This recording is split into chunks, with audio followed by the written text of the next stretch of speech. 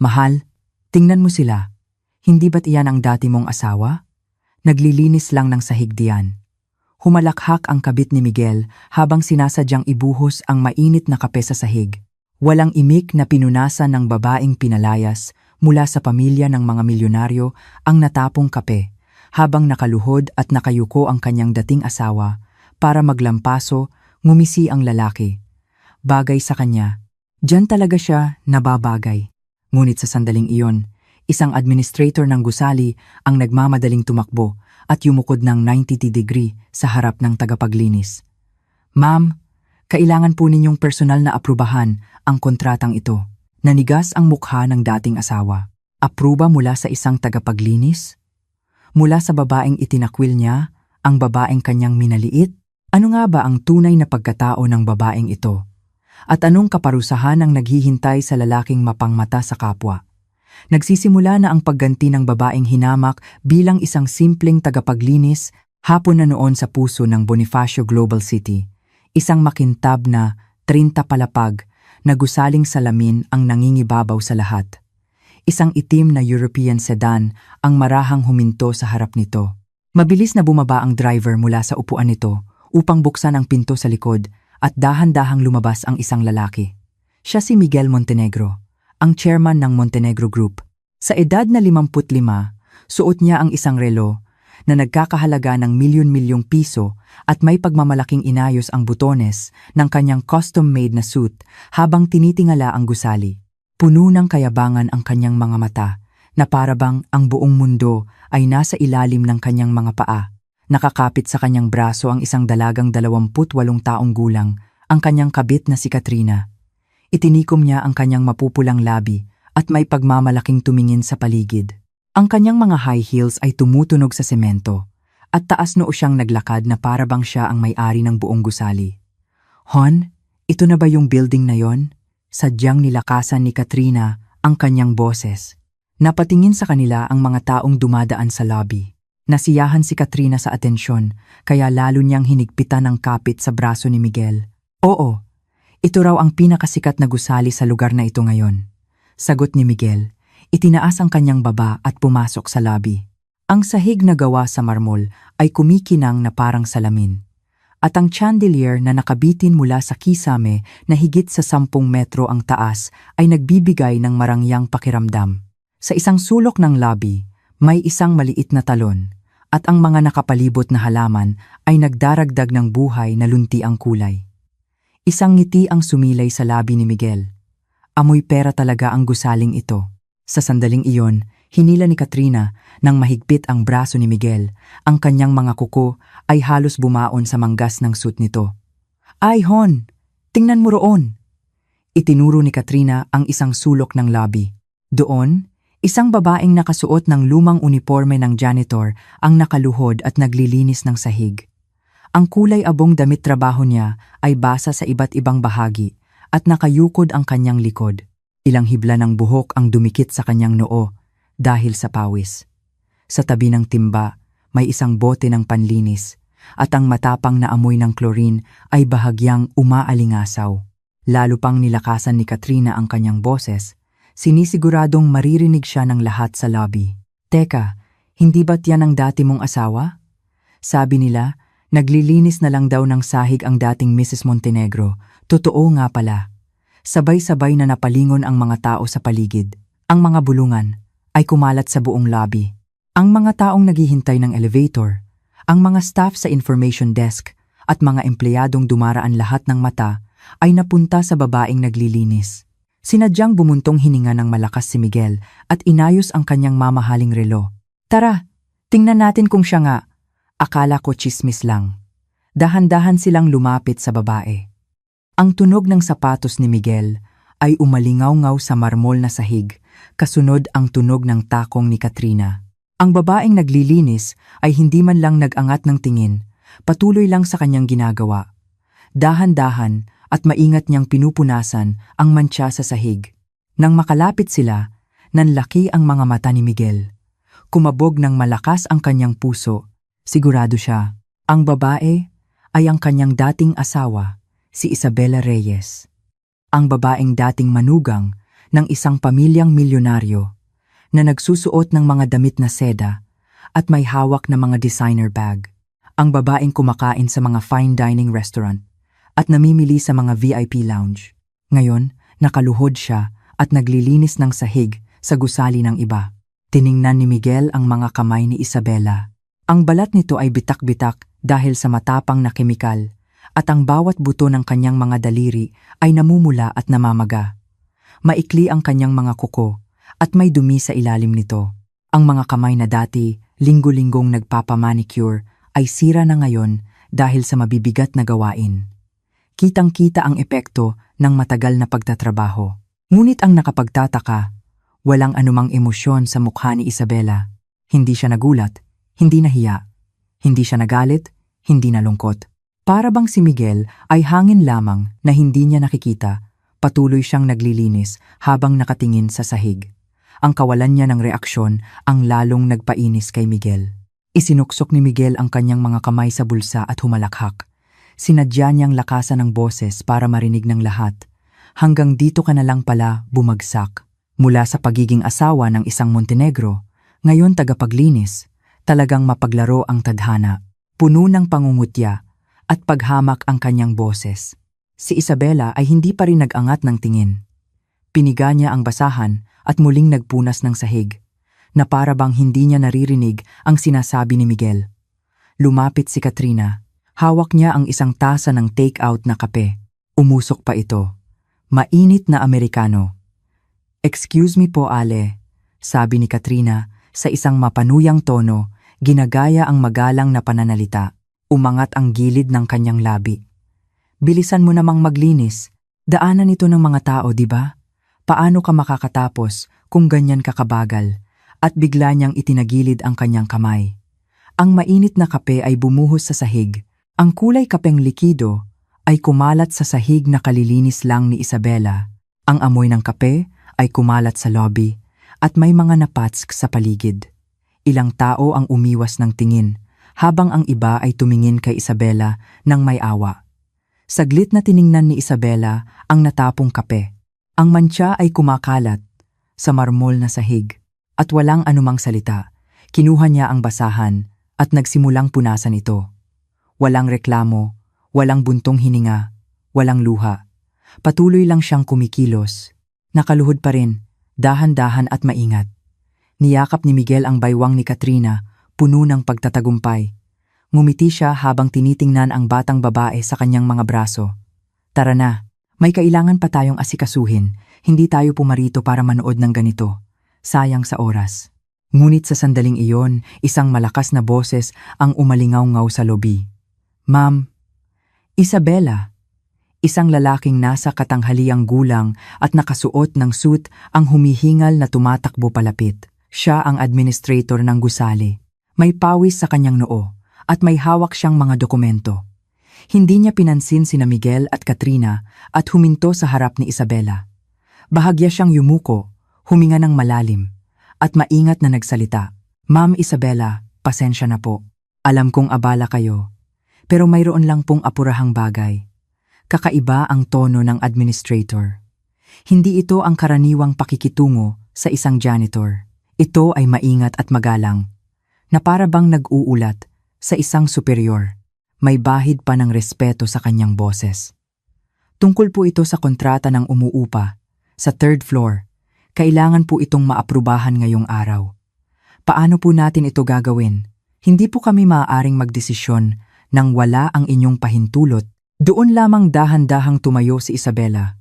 Inilagay niya ang basahan sa timba at nag-isip sandali.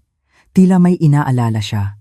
Ang administrator ay kinakabahang naghintay sa kanyang sagot, na para bang naghihintay ng isang mahalagang hatol.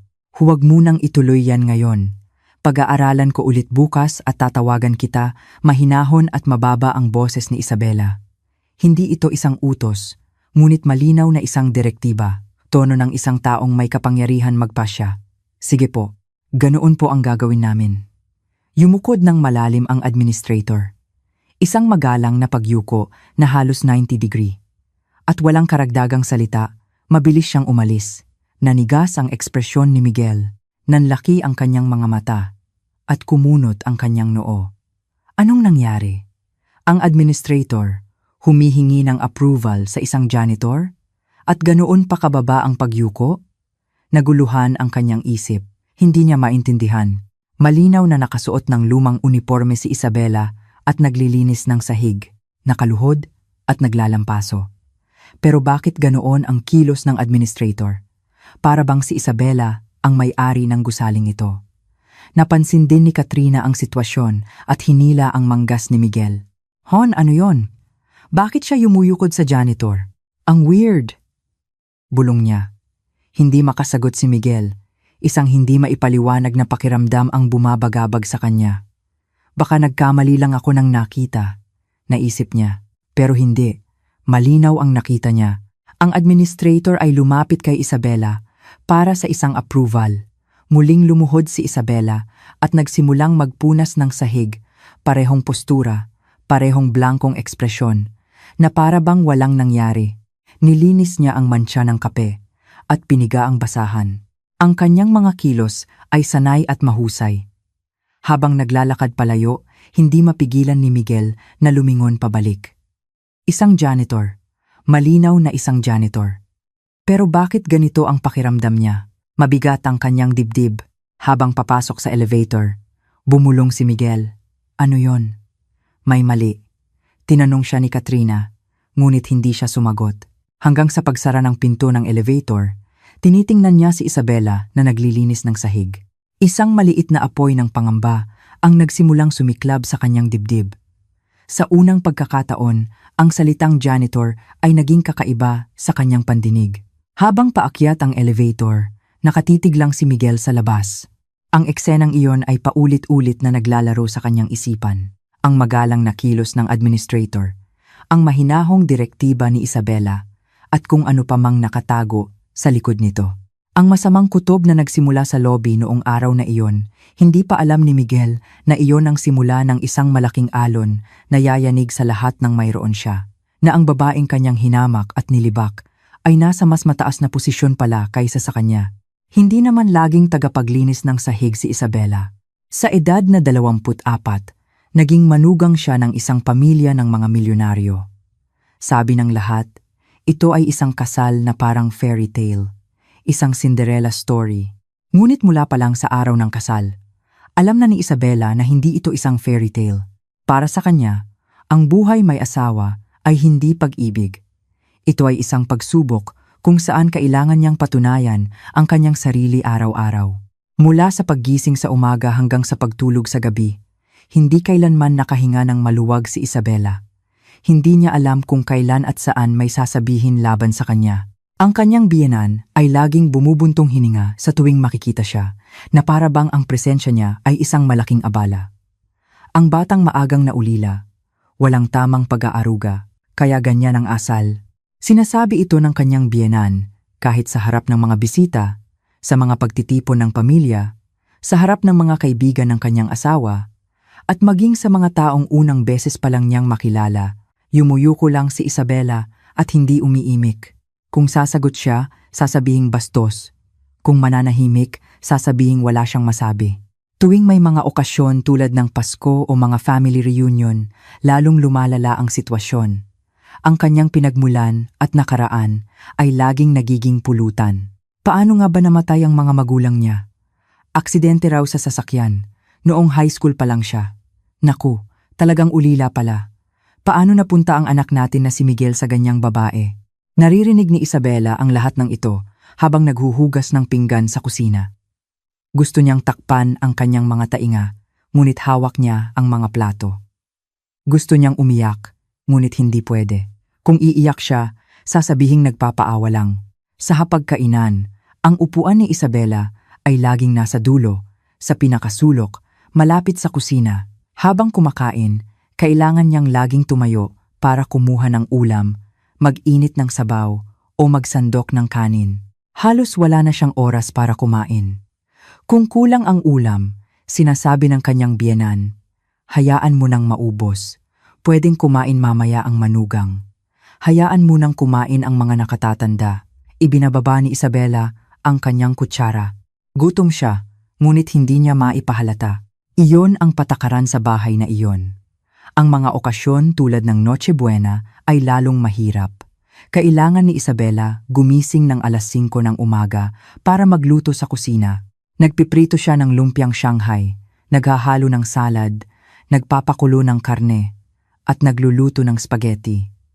Halos maputol ang kanyang likod, ngunit hindi siya pwedeng magpahinga. Kahit mag-uumaga na, nasa kusina pa rin si Isabela. Naguhugas ng pinggan, nag-aayos ng natirang pagkain, at naglilinis ng sahig sa kusina. Pagkatapos ng halos 20 oras na trabaho, walang anumang pasasalamat, salamat sa pagod mo. Iyon lang ang gusto niyang marinig, kahit isang beses lang, ngunit hindi ito dumating. Sa halip, puro reklamo ang kanyang natatanggap. Medyo maalat ang pansit ngayon, sunog ang pritong manok, hindi makain. Yumuyuko na lang si Isabela bilang sagot. Ang dalawa niyang hipag ay hindi man lang gumagalaw tuwing may okasyon. Nakaupo sila sa sofa, nanonood ng TV, nakikipaglaro sa mga pamangkin o natutulog. Habang si Isabela ay pagod na pagod sa pagtatrabaho. Minsan, sinubukan niyang magsalita ng maingat. Ate, baka pwede kayong tumulong? Masyadong marami po kasi ang trabaho para sa akin mag-isa. Suminghal ang kanyang biyenan. Ganyan talaga ang buhay ng manugang. Akala mo ba'y magpapakasarap ka lang dito? Ang mga anak ko ay magpapakahirap din sa bahay ng mga asawa nila, kaya dapat magpahinga sila dito sa sarili nilang tahanan. Hindi na nagsalita pa si Isabela. Minsan, habang naguhugas ng pinggan, sobrang sakit ng kanyang likod kaya't umupo siya sandali sa isang silya. 5 minuto lang iyon. Nang makita siya ng kanyang biyenan, sinabi nito, "Natuto sigurong magpaawa dahil ulila. Ganyan ka bata, ganyan na kaarte. Paano pa pagtanda?" Puno ito ng pangungutya. Pinilit ni Isabela na tumayo kahit masakit ang likod. Kapag may bisita, nawawalan ng pangalan si Isabela. Hindi siya tinatawag sa pangalan ng kanyang biyenan kapag ipinapakilala. Ang manugang namin. O kung minsan, yung babaeng yon? Nasa kusina siguro. Naghahain si Isabela ng tsaa, nagbabalat ng prutas, at ngumingiti sa mga bisita. Ngunit walang nagtatanong ng kanyang pangalan. Siya lang ay ang manugang ng mga Montenegro. Iyon lang. Alam ng kanyang asawang si Miguel ang lahat ng ito. Nakikita niya ang pang-iinsulto at hindi makatarungang pagtrato kay Isabela. Ngunit hindi siya kailanman pumanig sa kanya. Mahal? Sinabihan na naman ako ni Mami sa harap ng mga tao. Kapag sinubukan ni Isabela na magsalita, nagagalit si Miguel. Huwag mo nang palakihin ang isyu. Alam mo namang ganyan si Mami, magtiis ka na lang. Ang salitang magtiis narinig na ito ni Isabela ng daan-daang beses sa mga pulong ng pamilya. Walang halaga ang opinyon ni Isabela. Ang pag-aaral ng mga bata, mga plano para sa mga okasyon, mga usaping pinansyal lahat ay napagpapasyahan nang wala siya. Kapag sinusubukan niyang magsalita, iwinawas-iwas ng kanyang biyenan ang kamay nito. Manahimik ka, manugang. Usapin ito ng aming pamilya. Aming pamilya. 10 taon nang naninirahan si Isabela sa bahay na iyon. Ngunit hindi siya kailanman naging bahagi ng kanilang pamilya. Mas sensitibo ang usapin tungkol sa pera. Kapag sinabi ni Isabela na kulang ang pambayad sa tuition ng mga bata, sumisimangot ang kanyang biyenan. Isang ulila na ganid sa pera. Ganyan siguro kapag lumaki sa hirap. Isang insulto, ngunit tiniis ito ni Isabela para sa kanyang mga anak. Ang lahat ng credit card at bank account ay nasa pangalan ng kanyang asawa. Walang sariling pera si Isabela. Kapag bumibili siya ng mga pangangailangan sa bahay o merienda para sa mga bata, kailangan niyang kolektahin ang mga resibo at ipakita sa kanyang asawa. Bakit mo binili to? Ano to? Tinitingnan ni Miguel ang bawat resibo. Kailangang ipaliwanag ni Isabela ang bawat isa. Kung bakit niya binili ang shampoo na iyon o ang biskwit na iyon, na para bang isang kriminal. Mayroon silang 2 anak. Sila ang buong mundo ni Isabela. Ngunit kahit sa usapin ng mga bata, walang boses si Isabela. Dugo ng Montenegro ang mga batang, "Yan, ano bang alam mo?"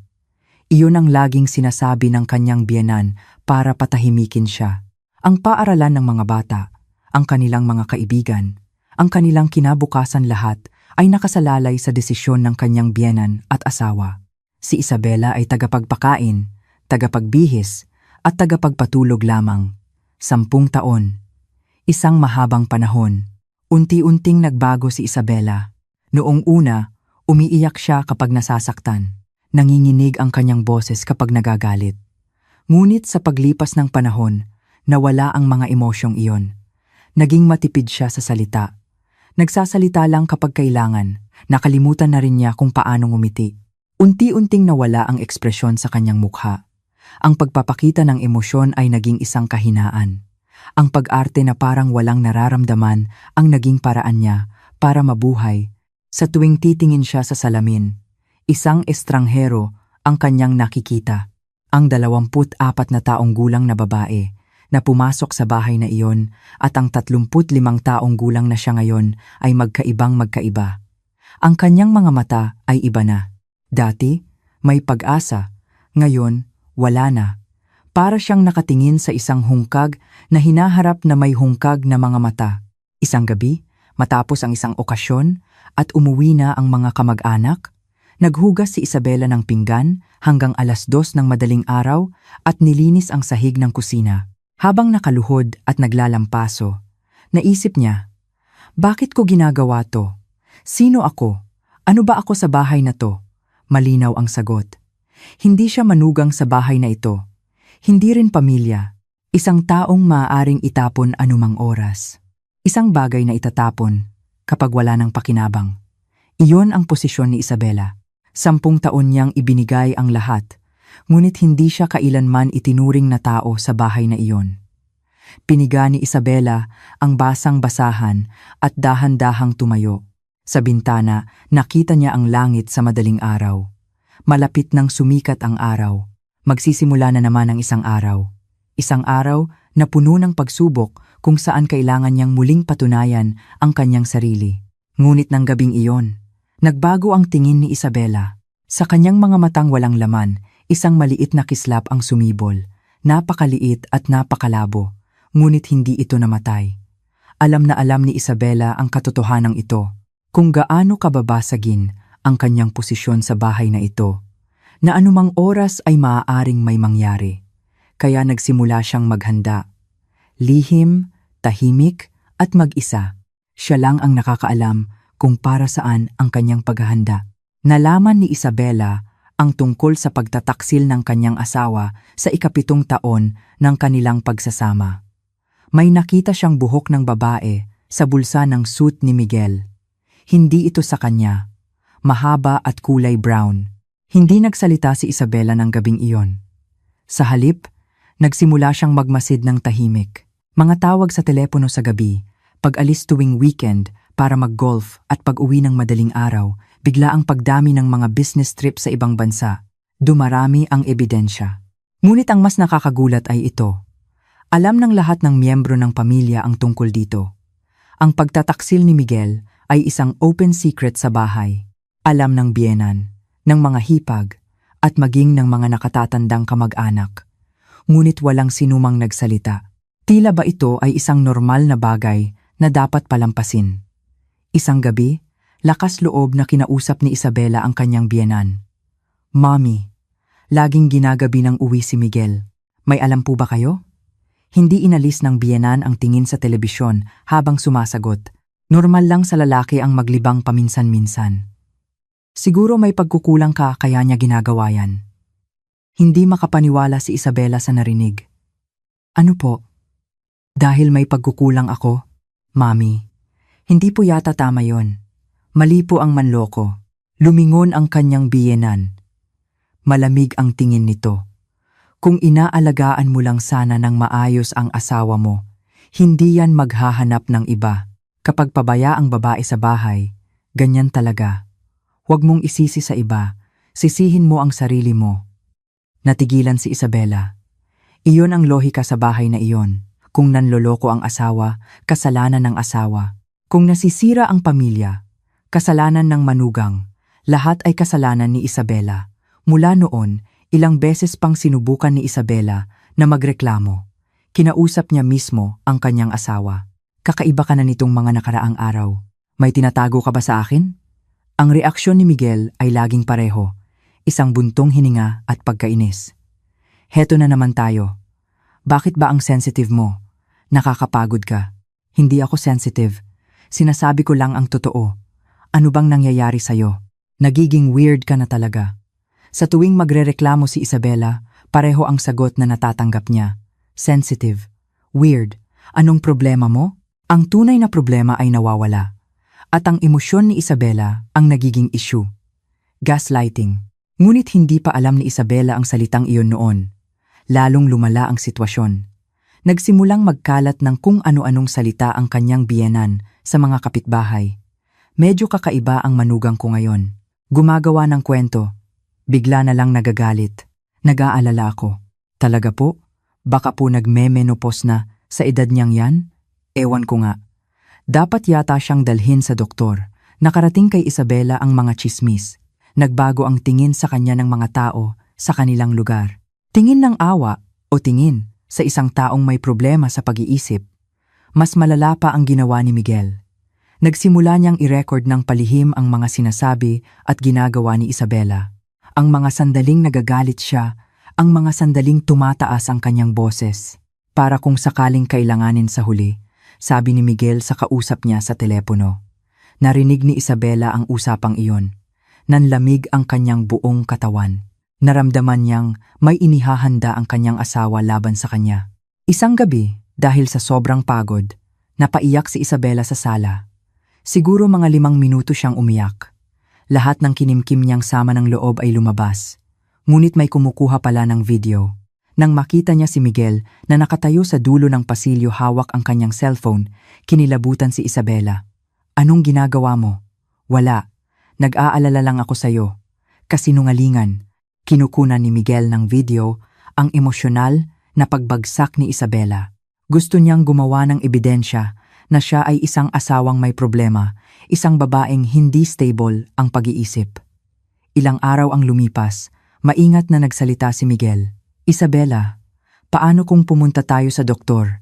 Sa psychiatrist, mukhang nahihirapan ka na kasi nitong mga nakaraang araw. Nanginginig ang mga kamay ni Isabela. Nagsisimula na. Gagawin na nila akong baliw. Okay lang ako, hindi ko kailangang pumunta sa doktor. Hindi. Magpa-check up lang tayo. Para sigurado. Malambing ang boses ni Miguel, ngunit alam ni Isabela ang tunay niyang intensyon. Kapag pumunta siya sa doktor, magkakaroon ng record.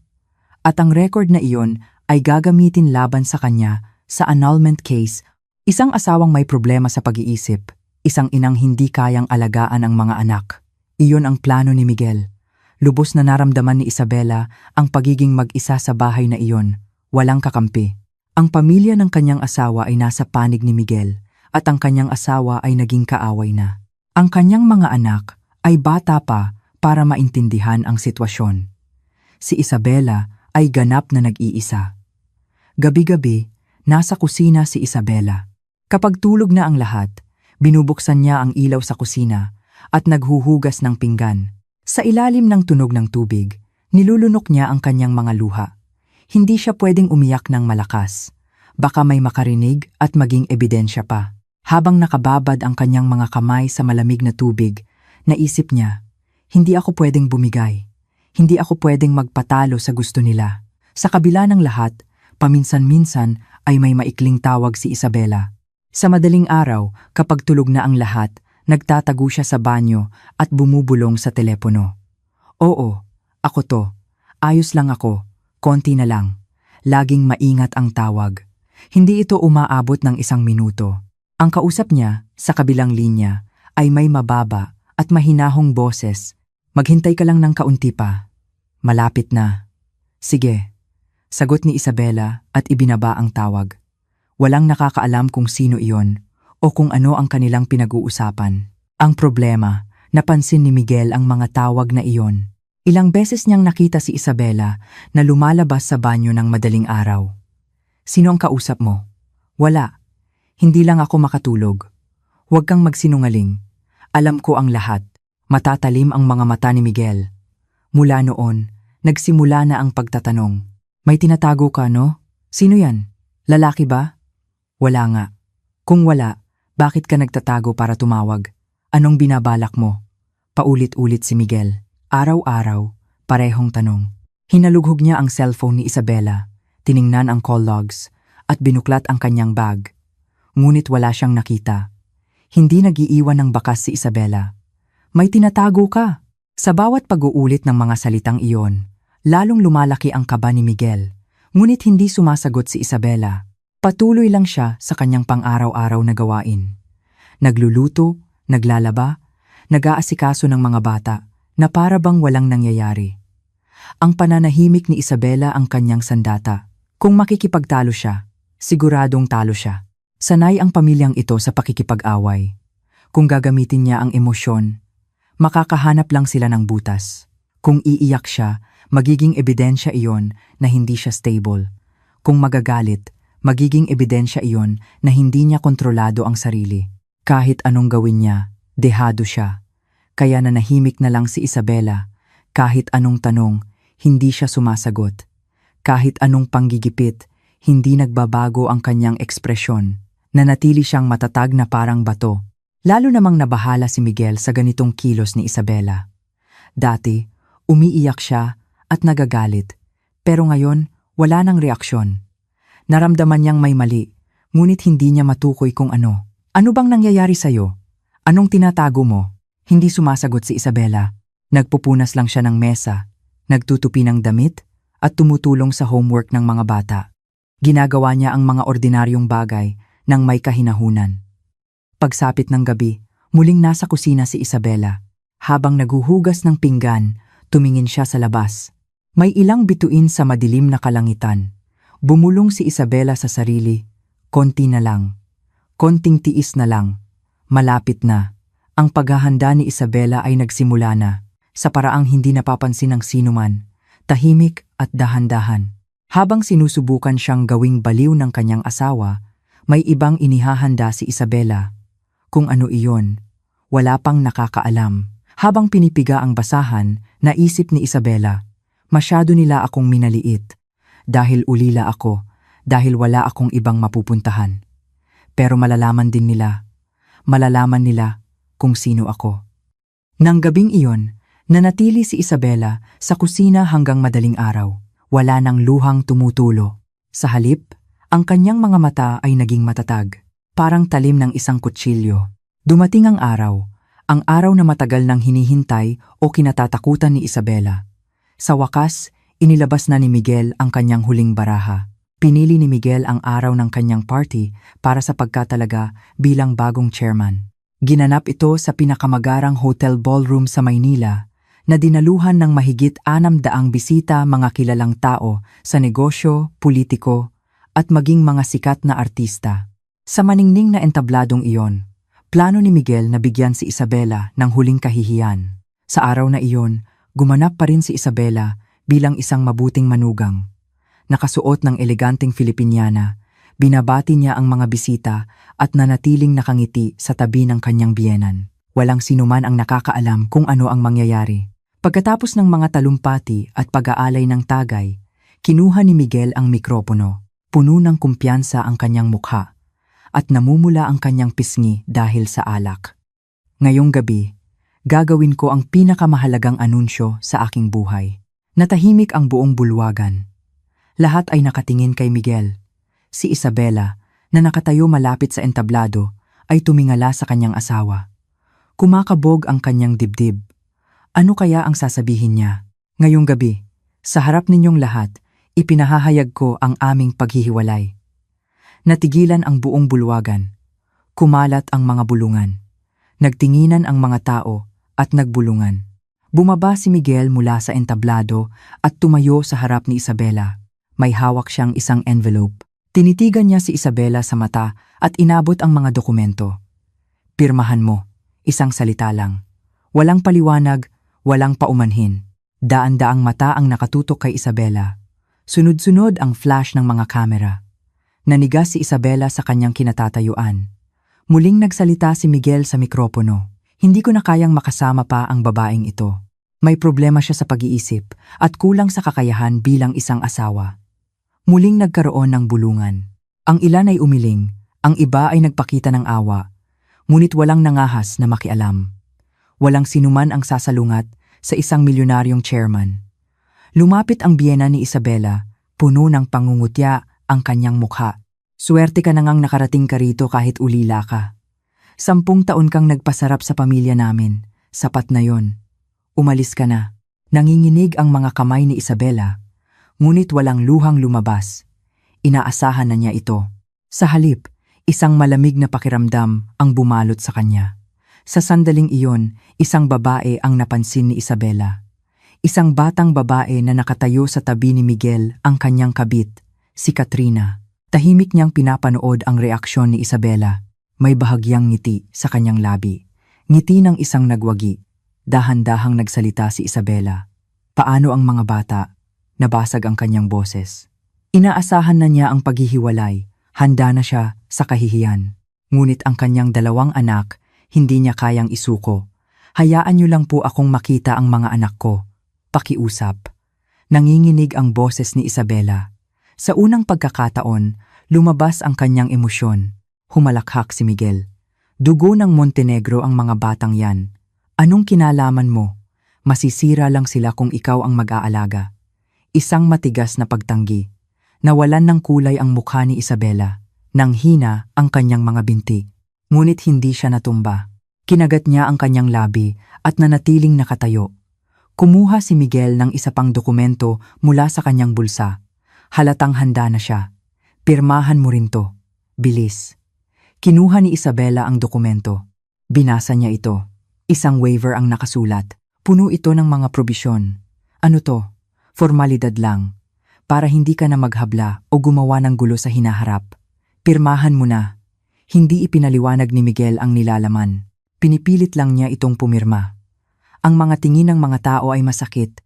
Lahat sila ay tinitingnan si Isabela na parang isang palabas. Muling binasa ni Isabela ang dokumento. Isinusuko ang lahat ng karapatan sa anumang legal na alitan sa hinaharap. Isinusuko ang karapatan sa paghahati ng ari-arian. Hindi magsasampa ng kaso, kaugnay ng kustudiya ng mga anak. Puno ito ng mga dehadong kondisyon. Ngunit alam ni Isabela kung ano ang kahulugan ng dokumentong ito. Ilang taon na siyang palihim na kumukonsulta sa isang abogado. Sinabi ng abogado, Ma'am Isabela, kung pilitin ka nilang pumirma agad, pumirma ka. Tiyakin mo lang na nandoon ang probisyon na inihanda natin. Tiningnan ni Isabela ang dulo ng dokumento. Sa maliliit na letra, may mga nakasulat. Isa sa mga iyon ang nakakuha ng kanyang pansin. Iyon ang probisyon na sinabi ng abogado. Ano pang hinihintay mo? Nakatingin ang lahat, pag-uudyok ni Miguel. Sumagi sa isip ni Isabela ang mukha ng kanyang mga anak. Ang kanyang 10 taong gulang na anak na si Angela at ang kanyang 8 taong gulang na anak na si Marco. Malinaw sa kanyang isip ang kanilang mga ngiti. Ang kanilang mga boses na tumatawag sa kanya ng mama ay umalingaw-ngaw sa kanyang tainga. Kailangan nating magkahiwalay ngayon, pero siguradong magkikita tayo ulit. Babalikan kayo ni mama. Nanginginig ang kamay ni Isabela, ngunit matatag ang kanyang puso. Kinuha niya ang panulat, at dahan-dahan, pumirma siya. Isabela Reyes. 3 salita ang nakaukit sa papel. Isang ngiti ng tagumpay ang sumilay sa mukha ni Miguel. Hinablot niya ang dokumento. Basta na lang itinupi at isinuksok sa bulsa ng kanyang suit. Hindi na niya ito muling binasa. Naisip niyang hindi na kailangan. Naniniwala siyang pabor sa kanya ang dokumento. Sige na, umalis ka na, malamig na sabi ni Miguel. Tinalikuran niya si Isabela at lumapit kay Katrina. Inakbayan niya si Katrina at kumaway sa mga bisita. Isang perpektong tagumpay. Iyon ang nasa isip ni Miguel. Ang kanyang ina ay tumango rin ng may kasiyahan. Sa wakas, napaalis na nila ang babaeng iyon. Ang kanyang mga kapatid na babae ay nagtawanan din na para bang isang matagal ng problema ang nalutas. Si Isabela, ramdam ang lahat ng tingin sa kanyang likuran, ay lumabas ng bulwagan. Ngunit hindi alam ni Miguel na ang waiver na kapipirma lang niya ay ang mismong tanikala na gigipos sa kanya. Ang dokumentong iyon ay may probisyon na hindi niya nabasa bilang kapalit ng walang kondisyong pagpayag ni Isabela sa paghihiwalay. Inaako ni Miguel Montenegro ang buong responsibilidad para sa lahat ng kanyang mga hidden assets at mga iligal na gawain sa pananalapi sa loob ng kanilang pagsasama. Bukod dito, kasama rin ang isang probisyon na nagpapatunay na lahat ng transaksiyong pinansyal na isinagawa sa ilalim ng pangalan ni Isabela ay ginawa sa ilalim ng kanyang direktang utos. Isang nakalalasong probisyon na matalinong isiningit ng abogado sa pagnanais ni Miguel na talunin si Isabela. Siya mismo ang nahulog sa sarili niyang bitag dahil sa pagiging kampante. Hindi niya sinuri ng maayos ang nilalaman ng dokumento. Hindi niya napansin kung bakit ganoon kadaling pumirma si Isabela. Binulag siya ng kanyang kayabangan. Tahimik na umalis si Isabela ng araw na iyon. Dinaanan niya ang lobby ng hotel at lumabas. Ang malamig na hangin ng gabi ay humaplos sa kanyang pisngi. Hangin ng Disyembre. Ngunit hindi nilalamig si Isabela. Tumingala siya sa langit, puno ng bituin. Sa ilalim ng parehong langit, nandoon ang kanyang mga anak. Ano kaya ang ginagawa nila ngayon? Hinahanap kaya nila ang kanilang ina? Maghintay lang kayo. Babalik si Mama. Kinuha ni Isabela ang kanyang cellphone mula sa bulsa. Tinawagan niya ang isang numerong nakasave dito. 2 ring lang at sinagot na ito. Tapos na. Nakapirma na ako. Isang mababang boses ang narinig mula sa kabilang linya. Magaling, kami na ang bahala ngayon. Ibinaba ni Isabela ang tawag at nagsimulang maglakad. Magaan ang kanyang mga hakbang. Gumalaw ang kanyang labi. Walang tunog, ngunit malinaw na may sinasabi siya. Tapos na. Ngayon, magsisimula na. Sa mga mata ni Isabela, hindi luha kundi isang malamig na kislap ang naroon. Ang lahat ng kanyang inihanda sa loob ng maraming taon ay sa wakas ay magsisimula ng gumalaw. Tahimik, ngunit tiyak. Hindi alam ni Miguel na sa sandaling iyon, siya mismo ang gumapos sa kanyang sariling hinaharap. Sa maningning na bulwagang iyon, sa harap ng daan-daang bisita, siya mismo ang nagsuot ng posas sa sarili. Na ang talim na dapat sanang sumugat kay Isabela ay nakatutok na ngayon sa kanyang sariling leeg. Pagkatapos ng paghihiwalay, tuluyang nagbago ang buhay ni Isabela. Mula sa pagiging manugang ng isang milyonaryong pamilya, bigla siyang naging isang babaeng walang-wala. Wala ng mga designer bag, mamahaling sasakyan o malaking bahay. Wala siyang dala kundi ang kanyang sarili. Ang babaeng natutulog sa isang hotel suite kagabi ay kailangan ng maghanap ng mauupahang kwarto ngayon. Mabilis na kumalat ang balita. Sinigurado ito ni Miguel. Sa golf course, sa mga mamahaling restaurant, sa mga pagtitipon ng mga negosyante, palaging ikinukwento ni Miguel ang tungkol kay Isabela. Grabe ang dating asawa ko. Nagwala para sa pera noong naghiwalay kami. Gumawa pa ng mga peking ebidensya para takutin ako. Sa huli, pinalayas ko. May problema kasi sa pag-iisip. 10 taon akong nagtiis para sa mga anak ko. Naniwala ang mga tao. Salita iyon ng isang chairman ng isang malaking kumpanya. Walang dahilan para magduda.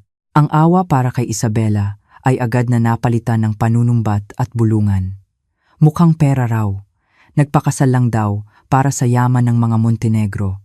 Humihingi raw ng daan-daang milyon, kaya pinalayas. Sumubok umangat sa buhay, pero sa huli, walang nakuha. Kawawa. Hindi nagpaliwanag si Isabela. Kahit gawin niya, walang maniniwala. Hindi mahalaga ang katotohanan.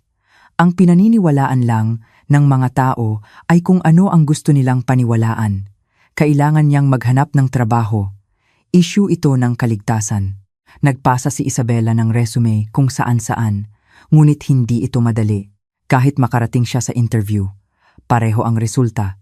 Pasensya na po, may napili na kaming ibang kandidato. Hindi nila sinasabi ang dahilan, ngunit alam ni Isabela, may gumagalaw sa likod. Si Miguel. Pinipigilan niyang makabangon si Isabela. Ang mga trabahong hirap niyang makuha ay hindi nagtatagal. 1 buwan, pinakamatagal na ang 2.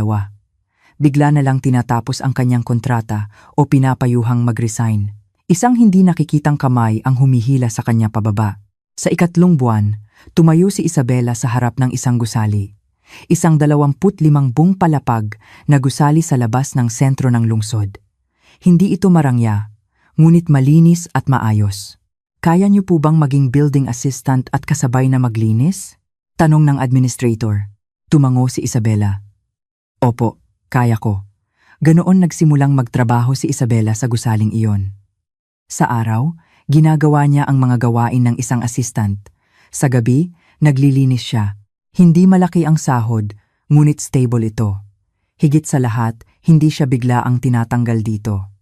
Ang tingin sa kanya ng mga tao ay isang simpleng tagapaglinis. Ang ale na naglalampaso sa lobby, ang babaeng nagtatapo ng basura sa pasilyo, ang taong hindi man lang tinitingnan sa elevator. Walang sinumang pumapansin kay Isabela. Walang bumabati, walang kumakausap, mas komportable pa nga ito para sa kanya. Ang hindi mapansin. Iyon ang kailangan ni Isabela sa ngayon. Ngunit may mga kakaibang bagay na nagsimulang mangyari. Noong una, maliliit na bagay lang. Isang hapon, ang CEO ng isang kumpanya sa third floor ay naghanap kay Isabela. Isang lalaking nasa 40s at nakasuot ng magarang suit. Excuse me, kayo po ba si Isabela? May itatanong lang po sana ako. Ibinaba ni Isabela ang kanyang basahan at tumayo. Pinunasan niya ng likod ng kanyang kamay ang pawis sa noo at tiningnan ang lalaki. Opo, ano po iyon? Tungkol po ito sa renewal ng aming lease contract. Tinanong ko po ang administrator. At sabi niya, kailangan ko raw pong kumuha muna ng kumpirmasyon mula sa inyo. Posible po bang ma-renew namin sa parehong kondisyon? Maingat ang tono ng CEO. Siguro'y naiilang siyang humingi ng pahintulot sa isang tagapaglinis. Ngunit iyon ang sinabi ng administrator, kaya kailangan niyang sumunod. Nag-isip sandali si Isabela at tumango. Kung parehong kondisyon, ayos lang. Ihanda niyo ang kontrata at dalhin sa admin office bago matapos ang susunod na linggo. Nakahinga ng maluwag ang CEO at yumukod, na para bang nakakuha siya ng isang mahalagang pahintulot. Muling kinuha ni Isabela ang basahan at nagpunas ng sahig. Naulit ang mga katulad na pangyayari. Kapag may mahalagang issue sa kontrata ang mga nangungupahan, kay Isabela sila unang nagtatanong. Pag-aayos ng renta, pagbabago sa kondisyon ng kontrata, pahintulot para sa renovation, lahat ay dumadaan kay Isabela. Ang administrator ay laging nagdadala ng mga dokumento para sa approval kay Isabela. Gastusin sa maintenance, bayad sa janitorial services, sahod ng mga guwardiya, lahat ng gastusin ay kailangan ng kumpirmasyon ni Isabela. Ma'am Isabela, ito po ang bill ng kuryente para sa buwang ito. Paki-check po. Maingat na binabasa ni Isabela ang dokumento at pumipirma. Yumuyukod ang administrator at umaalis. Isang tagapaglinis na nag-aapruba ng mga bayarin. Kakaibang tanawin para sa sinuman. Minsan, nagkaroon ng reklamo tungkol sa ingay mula sa isang kumpanya sa 7th floor. Nagkaroon ng alitan sa pagitan nila at ng kumpanya sa itaas. Sinubukan ng administrator na mamagitan, ngunit hindi ito naayos. Sa huli, si Isabela ang namagitan. Kinausap niya ng hiwalay ang dalawang CEO. Pagkatapos ng 30 minuto, naayos ang problema. Ang dalawang CEO ay sumunod sa desisyon ni Isabela nang walang reklamo. Ang mas nakapagtataka ay ang sumunod. Kapag umiling si Isabela, lahat ay humihinto. May isang bagong kumpanyang gustong umupa. Maganda ang kanilang alok at sapat ang deposito. Ngunit nang tingnan ni Isabela ang mga dokumento, umiling siya. Hindi pwede ang kumpanyang ito. Hindi nagtanong ng dahilan ang administrator. Sige po, sagot lang niya. Hindi natuloy ang kontrata. Isang kontratang nagkakahalaga ng milyon-milyon ang nakansela dahil sa isang salita ni Isabela. Itinatago ni Isabela ang mga mahahalagang dokumento sa isang nakakandadong drawer. Ang susi ay laging nakasabit sa kanyang leeg. Walang sinumang nakapagbukas ng drawer na iyon. Ang lahat ng kita at gastos ng gusali ay gumagalaw sa loob ng isang partikular na istruktura. Ang mga nakakaalam lang ng istrukturang iyon ay si Isabela, ang administrator at isang tao mula sa labas. Sinadya ni Isabela na hindi ito ipakita. Pagkatapos ng trabaho, madalas na umaakyat si Isabela sa rooftop. Mula sa 25th floor, maganda ang tanawin ng lungsod sa gabi. Sumasandal siya sa rehas at matagal na nakatayo. Laging may hawak siyang isang bungkos ng susi. Ang mga susi ay nagkakalansingan. Susi ng admin office, susi ng machine room, susi ng rooftop, susi ng bodega sa basement, at isang susi para sa isang silid na walang nakakaalam. Bawat susi ay may iba't ibang kulay ng keychain, at kahit nakapikit, alam ni Isabela kung aling susi ang para sa aling pinto. Habang nakatingin sa gusali, bumulong si Isabela. Konti na lang, malapit na. Umihip ang hangin at ginulo ang kanyang buhok. Malamig ang kislap sa kanyang mga mata. Ang mga matang dati puno ng luha ay matigas na, ngayon na parang bakal. Sa ibaba, ang mga tao ay parang mga langgam na gumagalaw. Walang sino man sa kanila ang nakakakilala kay Isabela. Walang nakakaalam kung sino siya o kung ano ang kanyang inihahanda. Ang dating asawang walang-wala, ang kaawa-awang babaeng pinalayas mula sa pamilya ng mga milyonaryo. Isang taong naglilinis para lang mabuhay. Ganoon pa rin ang tingin ng mga tao, ngunit sa loob ng gusaling ito, iba ang sitwasyon. Sa isang salita ni Isabela, isang kontratang milyon-milyon ang natutuloy, at sa isang iling niya, isang mahalagang pulong ang humihinto. Hindi makapagsimula ng renovation ang mga nangungupahan nang walang pahintulot ni Isabela. Bakit may ganitong kapangyarihan ang babaeng sinasabing pinalayas ng walang dala? Bakit hawak ng babaeng naglalampaso ng sahig ang kapangyarihang mag-apruba? Ano nga ba ang tunay na pagkatao ng babaeng tinatawag ng lahat na janitor? Kakaunti pa lang ang nakakaalam ng sagot. Si Isabela mismo, ang kanyang abogado, at ang administrator. Ngunit nagsisimula nang lumitaw ang mga lamat. Tahimik, dahan-dahan, ngunit napakatiyak. Humarap si Isabela mula sa rehas ng rooftop. Isinuksok niya ang bungkos ng susi sa kanyang bulsa at naglakad papunta sa hagdanan. Bukas, muling isusuot ni Isabela ang kanyang uniforme. Maglilinis siya ng sahig, magtatapon ng basura, at maglilinis ng banyo. Ngunit malalaman din ng lahat na hindi lang iyon ang lahat. Ang pagkakakilala sa kanya bilang isang dating asawang walang-wala ay unti-unti nang nawawalan ng saysay. Malapit na ang araw ng pagbubunyag ng katotohanan.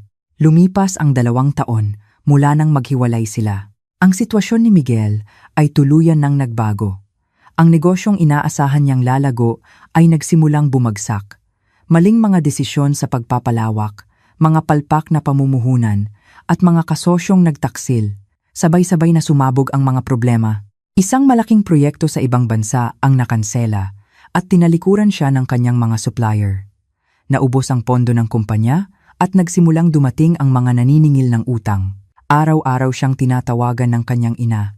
Anong nangyayari sa kumpanya? Baka mapunta tayo sa kalsada.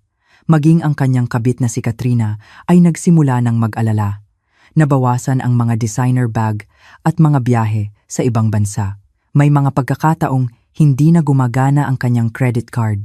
Desperado na si Miguel. Kailangan niyang makahanap ng pera kahit saan. Hindi na siya pinapautang ng bangko at iniiwasan na siya ng kanyang mga kakilala. Hanggang sa isang gusali ang nakakuha ng kanyang pansin.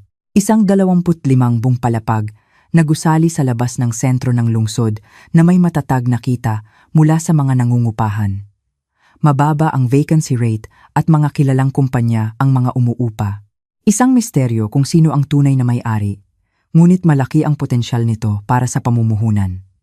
Gagamitin ko ang gusaling ito bilang collateral para makahikayat ng mga mamumuhunan. Ito na ang huling pag-asa ni Miguel. Hirap siyang makahanap ng 3 mamumuhunan at personal na nag-ischedule ng pagbisita. Kung hindi ito magtatagumpay, katapusan na talaga niya.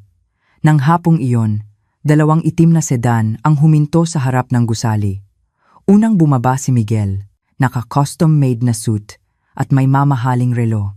Wala na ang dating kumpiyansa, ngunit sa panlabas na anyo, isa pa rin siyang chairman. Sumunod si Katrina, at sa likod nila, 3 lalaking nasa katanghaliang gulang ang mga mamumuhunan. Seryoso ang kanilang mga mukha. Pera ang nakataya. Halina kayo. Nanguna si Miguel, papasok sa lobby. Ang tunog ng kanyang sapatos ay umalingaw-ngaw sa marmol na sahig. Ngunit ilang hakbang pa lang, napahinto siya. May nakaharang sa kanyang daraanan. Isang babaeng nakasuot ng uniforme ng janitor, ang nakaluhod at naglilinis ng sahig. Ang kanyang paglalampaso ay mabagal at maingat, na para bang sinasadyang harangan ang daan. Nanlaki ang mga mata ni Miguel. Ang likod na iyon, ang ayos ng buhok. Hindi kaya? Dahan-dahang nag-angat ng tingin ang babae. Si Isabela. Agad na nanigas ang mukha ni Miguel. Muli silang nagkita pagkatapos ng 2 taon. Sa ganitong lugar at sa ganitong kalagayan. Walang ekspresyon si Isabela habang nakatingin sa kanya. Hindi siya nagulat o umiwas. Tila ba inaasahan na niya ito? Unang nagsalita si Miguel. Anong ginagawa mo rito? May halong pangungutya ang kanyang boses. Ang dating asawa niya ay isa ng janitor, nagsasaya siya sa kanyang isipan. Hindi sumagot si Isabela. Sa halip, dahan-dahan siyang tumayo at inilagay ang basahan sa timba. Naubos ang pasensya ni Miguel. Nakakainis na naabutan niya ang kanyang dating asawa sa harap ng mga mamumuhunan at hindi pa ito sumasagot. Hoy! Tabi! Nagmamadali ako. Nasaan ang may-ari ng building? Palabasin mo siya. Inilahad ni Miguel ang kanyang kamay para itulak si Isabela. Sa sandaling iyon, humakbang si Isabela sa gilid at nagsalita. Kailangan nating sundin ang proseso dito. Mababa at mahinahon ang kanyang boses. Hindi ito isang utos, ngunit matigas. Namula ang mukha ni Miguel. Anong proseso? Anong alam mo? Janitor ka lang. Umalingaw-ngaw ang kanyang boses sa lobby. Kumunot ang noo ng mga mamumuhunan. Si Katrina ay nag-aalalang tumingin sa paligid. Nakatingin ang ibang mga tao. Ngunit hindi ito pinansin ni Miguel at sumigaw. Nasaan ang administrator? Tawagin mo siya. Sa sandaling iyon, narinig ang mabilis na mga yabag mula sa loob ng lobby. Tumatakbong lumapit ang administrator. Humihingal siyang huminto sa harap ni Miguel. Ano po ang problema? Ikaw ba ang administrator? Ako si Miguel Montenegro. Nandito ako para sa isang investment deal sa gusaling ito. Gusto kong makausap ang may-ari. Mayabang na sabi ni Miguel. Miguel Montenegro, ang chairman ng isang malaking kumpanya, akala niya sapat na ang pangalan niya. Ngunit iba ang naging reaksyon ng administrator. Pasensya na po, pero kailangan niyo po ng appointment. Ano? Alam mo ba kung sino ako? Ako si Miguel Montenegro. Opo, alam ko po. Ngunit mayroon po kaming sinusunod na proseso sa gusaling ito. Matigas ang administrator. At ang sumunod niyang sinabi, ang nagpahirap sa paghinga ni Miguel. At hindi po kami maaaring magpatuloy sa anumang negosasyon nang walang pahintulot ni Ma'am Isabela, na tahimik ang buong lobby. Hindi makapaniwala si Miguel sa narinig. Ano? Si Isabela? Yung janitor na yan? Anong sinabi mo? Kailangan po ng pahintulot ni Ma'am Isabela. Lahat po ng external negotiation sa gusaling ito ay kailangang dumaan sa kanya. Nagtinginan ang mga mamumuhunan. May mali sa kanilang mga ekspresyon. Kailangan ng pahintulot mula sa isang janitor? Paano pinapatakbo ang gusaling ito? Namutla ang mukha ni Miguel. Sa unang pagkakataon, hindi gumana ang kanyang pangalan. Ang kanyang titulo bilang chairman ay walang silbi. Anong kalokohan to? Kailangan ng approval mula sa isang janitor? Sigaw ni Miguel. Ngunit hindi natinag ang administrator. Pasensya na po, iyon po ang aming patakaran. Hinawakan ng isa sa mga mamumuhunan ang braso ni Miguel. Mr. Montenegro, mas mabuti sigurong lumabas muna tayo at mag-usap. Nakakahiya po kung dito natin ito gagawin. Nasira ang kanyang reputasyon. Hinarang ng isang janitor sa harap ng mga mamumuhunan. Kinagat ni Miguel ang kanyang labi. Maingat na lumapit si Katrina. Han, umalis na muna tayo. Nakatingin ang lahat. Tiningnan ni Miguel ng masama si Isabela. Si Isabela ay nanatiling walang ekspresyon. Walang ngiti ng tagumpay, walang pangungutya. Nakatayo lang siya ng mahinahon. Ang kahinahunan niyang iyon ang lalong nagpainis kay Miguel. Tandaan mo to, bumulong si Miguel at tumalikod. Inakay niya ang mga mamumuhunan palabas ng lobby. Ang tunog ng kanilang mga sapatos ay unti-unting humina. Saglit na pinanood ni Isabela ang kanilang pag-alis. At na para bang walang nangyari, muli siyang lumuhod. Piniga niya ang basahan at nagsimulang magpunas ng sahig, dahan-dahan at maingat. Maingat na lumapit ang administrator. Ma'am Isabela, okay lang po ba kayo? Tumango si Isabela. Oo, okay lang ako. Inaasahan ko na to. Nang araw na iyon, nasira ang plano ni Miguel. Nagsimulang magduda ang mga mamumuhunan, isang gusali kung saan hindi kinikilala ang pangalan ni Miguel Montenegro, isang gusali kung saan may kapangyarihan ang isang janitor. Mayroong hindi tama. Kahit sa loob ng sasakyan, malamig ang pakiramdam. Mr. Montenegro, hindi po ba't kakaiba ang istruktura ng gusaling iyon? Sino po ba talaga ang may-ari? Inaalam ko pa. Malulutas din ito agad. Paano po yung babae kanina? Sabi niyo janitor siya, pero bakit kailangan ng approval niya? Hindi makasagot si Miguel. Dahil hindi niya rin alam kung bakit may ganitong kapangyarihan si Isabela, kung ano ang nangyayari sa gusaling iyon. Nagpalitan ng tingin ang mga mamumuhunan. Tingin ng kawalan ng tiwala, ipagpaliban na lang muna natin ito. Mag-imbestiga muna tayo bago magdesisyon. Nagsimulang magkaroon ng lamat ang huling pag-asa ni Miguel. Isang maliit na hadlang. Isang babaeng nakasuot ng uniforme ng janitor ang humarang sa kanya. Ngunit ang maliit na hadlang na iyon ay naging isang malaking bitak. Nawala ang tiwala ng mga mamumuhunan at ang buong plano ni Miguel ay nanganganib na. Ang unang pagganti ay tahimik. Hindi ito magarbo o nakakatuwa. Walang palakpakan o hiyawan. Ngunit ito ay isang malinaw na dagok. Sa unang pagkakataon, natikman ni Miguel ang pagkatalo. Ang katotohanang hinarang siya ng babaeng kanyang itinakwil ng dating asawang naging janitor ay isang malaking kahihiyan. At ito ay simula pa lamang. Ang tunay na pagganti ay hindi pa nagsisimula. Pagkatapos ng insidente sa gusali, mabilis na lumala ang sitwasyon ni Miguel. Isa-isang umatras ang mga mamumuhunan. Nawalan sila ng tiwala dahil sa nangyari. Kumalat sa mundo ng negosyo ang balitang hinarang siya ng isang janitor. Hinarang daw ng isang janitor ang chairman ng Montenegro Group. May kakaiba raw sa gusaling yon. Walang tigil ang bulungan. Bukod pa rito, nagpadala ang bangko ng abiso para sa pagbawi ng utang. Malapit na ang petsa ng pagbabayad ng mga tseke at sinugod ng mga supplier ang kanyang opisina para maningil. Walang tigil ang pagring ng telepono, karamihan ay mga naniningil. Sir, mahihirapan po tayong magpasahod ngayong buwan. Nag-aalala na po ang mga empleyado. Kailangan na po nating ibenta kahit palugi ang mga natitirang stock. Kailangan po natin ng cash agad. Araw-araw, ganito ang ulat ng kanyang sekretarya. Nasa bingit na ng pagkalugi ang kumpanya. Hindi makatulog si Miguel sa gabi. Naglalasing siya hanggang madaling araw at nakakatulog sa sofa. Nagsimulang malagas ang kanyang buhok at humpak ang kanyang mukha. Nagugulat siya sa tuwing titingin sa salamin. Sa loob lang ng ilang buwan, tila tumanda siya ng 10 taon. Araw-araw siyang tinatawagan ng kanyang ina para sumigaw. Anong nangyayari? Ikaw ang nagdala sa kumpanya sa ganitong kalagayan. Sisirain mo ba ang pamilyang to? Mami, aayusin ko to. Maghintay lang po kayo. Maghintay? 3 buwan na akong naghihintay. Sa tuwing ibinababa ang telepono, napapasabunot si Miguel. Nagbago na rin ang pakikitungo ni Katrina. Hindi na siya kumakapit sa braso niya o naglalambing. Nagmamatyag na lang siya at unang umaalis. Wala nang hiling na designer bag o biyahe sa ibang bansa. Isang araw, naging madalang na ang kanyang mga tawag.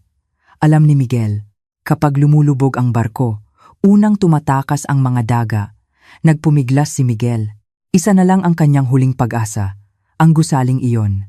Kailangan niyang makausap ang tunay na may-ari. Ginamit niya ang lahat ng kanyang koneksyon, mga kakilala sa real estate, sa bangko, at kumuha pa siya ng pribadong investigador. Sa wakas, nakakuha siya ng isang impormasyon. Maaari lang siyang makipag-ugnayan sa pamamagitan ng kinatawan ng may-ari. Pumayag ang kinatawan na makipagkita. Nagdasal si Miguel. Sana magtagumpay ito. Dumating ang araw ng kanilang pagkikita. Ang lugar ay sa conference room sa pinakamataas na palapag ng gusaling iyon. Maagang nagbihis ng suit si Miguel. Ilang beses niyang inayos ang kanyang kurbata. Pinagpapawisan ang kanyang mga kamay. Pagpasok sa lobby ng gusali, lumingali nga si Miguel. Tinitingnan niya kung mayroong naglilinis. Sa kabutihang palad, wala si Isabela. Nakahinga ng maluwag si Miguel. Sumakay siya ng elevator papunta sa pinakamataas na palapag. 1TI Pin, 5th floor. Pagbukas ng pinto, isang marangyang pasilyo ang bumungad sa kanya. May carpet sa sahig at malambot na ilaw. Tumayo siya sa harap ng conference room. Isang mabigat na pinto na gawa sa kahoy. Huminga ng malalim si Miguel. Ito na ang huling pagkakataon. Kailangan kong magtagumpay. Akmang kakatok na sana siya nang may marinig siyang boses mula sa loob. Tuloy po. Boses ng isang babae. Itinulak ni Miguel ang pinto at pumasok. Malawak ang conference room. Tanaw mula sa malaking salaming bintana ang buong syudad. Sa dulo ng mahabang mesa, may isang silyang nakalagay at doon nakaupo ang isang babae. Napahinto si Miguel. Nanlaki ang kanyang mga mata. Hindi uniforme ng janitor ang suot ng babae. Nakasuot siya ng isang eleganteng itim na business suit. Maayos ang pagkakatali ng kanyang buhok at may maliliit na perlas na hikaw sa kanyang mga tainga. Sa ibabaw ng mesa, may mga dokumento. Si Isabela, tila huminto ang pagtibok ng puso ni Miguel. Nang hina ang kanyang mga binti. Akala niya, namamalikmata lang siya. Hindi, imposible. Magandang araw. Maupo po kayo, mababa at mahinahon ang boses ni Isabela. Hindi ito ang maingat na boses na naririnig niya noong kasal pa sila. Ito ay puno ng kumpiyansa at kalmado. Hindi makagalaw si Miguel. Nanuyo ang kanyang lalamunan. Ikaw, bakit ka nandito? Yun lang ang nais sa tinig niya. Hindi man lang ngumiti si Isabela. Inayos niya ang mga dokumento nang walang ekspresyon. Maupo na po kayo. Hindi marami ang oras natin. Pasuray-suray na naupo si Miguel. Ang Isabela, sa kabilang panig ng mesa, ay tila ibang tao. Parehong tao, ngunit ibang-iba. Magpapakilala muna ako. Dahan-dahang nagsalita si Isabela. Ako po ang kinatawan ng may-ari ng gusaling ito. Ako ang namamahala sa lahat ng gawain bilang kapalit niya. Unti-unting namutla ang mukha ni Miguel. Kinatawan? Si Isabela? Ang janitor na iyon? Anong? Paano? Mamaya na po ang mga tanong. Dumiretso na tayo sa usapan. Kumuha si Isabela ng isang dokumento at itinulak ito sa harap ni Miguel. Napag-aralan na po namin ang inyong investment proposal. Sa madaling salita, tinatanggihan po namin ito. Matigas, isang boses na walang puwang para sa negosasyon. Teka, pwede nating pag-usapan ulit ang mga kondisyon. Magbibigay ako ng mas magandang alok, nagmamadaling sabi ni Miguel. Umiling si Isabela. Hindi po ito tungkol sa mga kondisyon. Nagpasya po kami na hindi makikipag-ugnayan sa inyo sa anumang paraan. Bakit? Kung kailangan nyo ng mas malaking pera, kaya kong ibigay. Tumaas ang boses ni Miguel. Halos nagmamakaawa na. Walang emosyong binasa ni Isabela ang isang dokumento. Ang kumpanya nyo po ay may debt ratio na higit sa 300%, mayroon kayong mga hindi nabayarang tseke na nagkakahalaga ng mahigit 40 milyon at marami kayong ari-arian na nakatakdang kumpiskahin. Ang inyong credit rating ay nasa pinakamababang antas. Bawat numero ay parang isang pako sa dibdib ni Miguel. Sa ganitong sitwasyon, kung tatanggapin namin ang inyong pamumuhunan, tataas ang panganib para sa aming gusali. Natural lang natanggihan namin ito. Pakiusap. Isang beses lang, kaya kong bayaran lahat. Yumuko si Miguel. Ang chairman ng isang malaking kumpanya ay yumuyuko sa harap ng kanyang dating asawa. Ngunit hindi nagbago ang ekspresyon ni Isabela. Tapos na po ang usapan. Wala na po akong ibang sasabihin. Tumayo si Isabela. Habang inaayos ang mga dokumento, sinabi niya, alam niyo na po ang daan palabas. Hindi makatayo si Miguel. Nanghihina ang kanyang mga binti. Ramdam niyang nawawala ang kanyang huling pag-asa sa harap mismo ng kanyang mga mata. Teka! Isabela! Teka! Mag-usap tayo ulit. Nagkamali ako, oo. Huminto si Isabela sa may pinto. Dahan-dahan siyang lumingon. Huli na ang lahat. Yun lang. Isang malamig at matigas na boses. Hindi ito ang boses ni Isabela na umiiyak at nagmamakaawa. Mahal? Pakinggan mo naman ako, para siyang ibang tao. Binuksan ni Isabela ang pinto at lumabas. Ang tunog ng kanyang takong ay umalingaw-ngaw sa pasilyo at unti-unting nawala. Naiwan si Miguel mag-isa sa conference room. Sumisikat ang araw sa labas. Kumikinang ang mga gusali ng syudad. Ngunit madilim ang paningin ni Miguel. Nawala ang kanyang huling pag-asa. At sa kamay pa ng babaeng kanyang itinakwil. Ibinagsak ni Miguel ang kanyang noo sa mesa. Nanginginig ang kanyang mga balikat. Hindi malaman kung ito ay dahil sa iyak o galit. Sinuntok niya ang mesa. Isang malakas na tunog ang umalingaw-ngaw sa tahimik na silid. Paano? Paano nangyari? To, basag ang kanyang boses. Napaupo sa sahig ang milyonaryong chairman. Lumuhod siya at ipinatong ang mga kamay sa sahig. Tulad ng ginawa ni Isabela sa lobby ng gusaling ito noon. Isang bagay ang sigurado. Tapos na talaga. Ang huling pinto ay nagsara na. At ang nagsara nito ay walang iba kundi si Isabela. Paglabas ng conference room, dumiretso si Isabela sa kanyang opisina. Isang maliit na silid sa dulo ng pinakamataas na palapag. Tanaw mula sa bintana ang buong siyudad. Umupo si Isabela sa kanyang silya at ipinikit ang mga mata. Naalala niya ang mukha ni Miguel kanina. Ang namumutlang mukha, ang nanginginig na boses, ang nagmamakaawang mga mata. Hindi ito ganap na nakapagpagaan ng kanyang loob. Binuksan ni Isabela ang isang drawer. Sa loob, may mga makakapal na folder na maayos na nakasalansan. Ito ang mga tala na kanyang inipon sa loob ng mahigit 10 taon. Lahat ng ito ay nagsimula matagal na. Nagpasya si Isabela na hindi siya lalaban sa pamamagitan ng salita.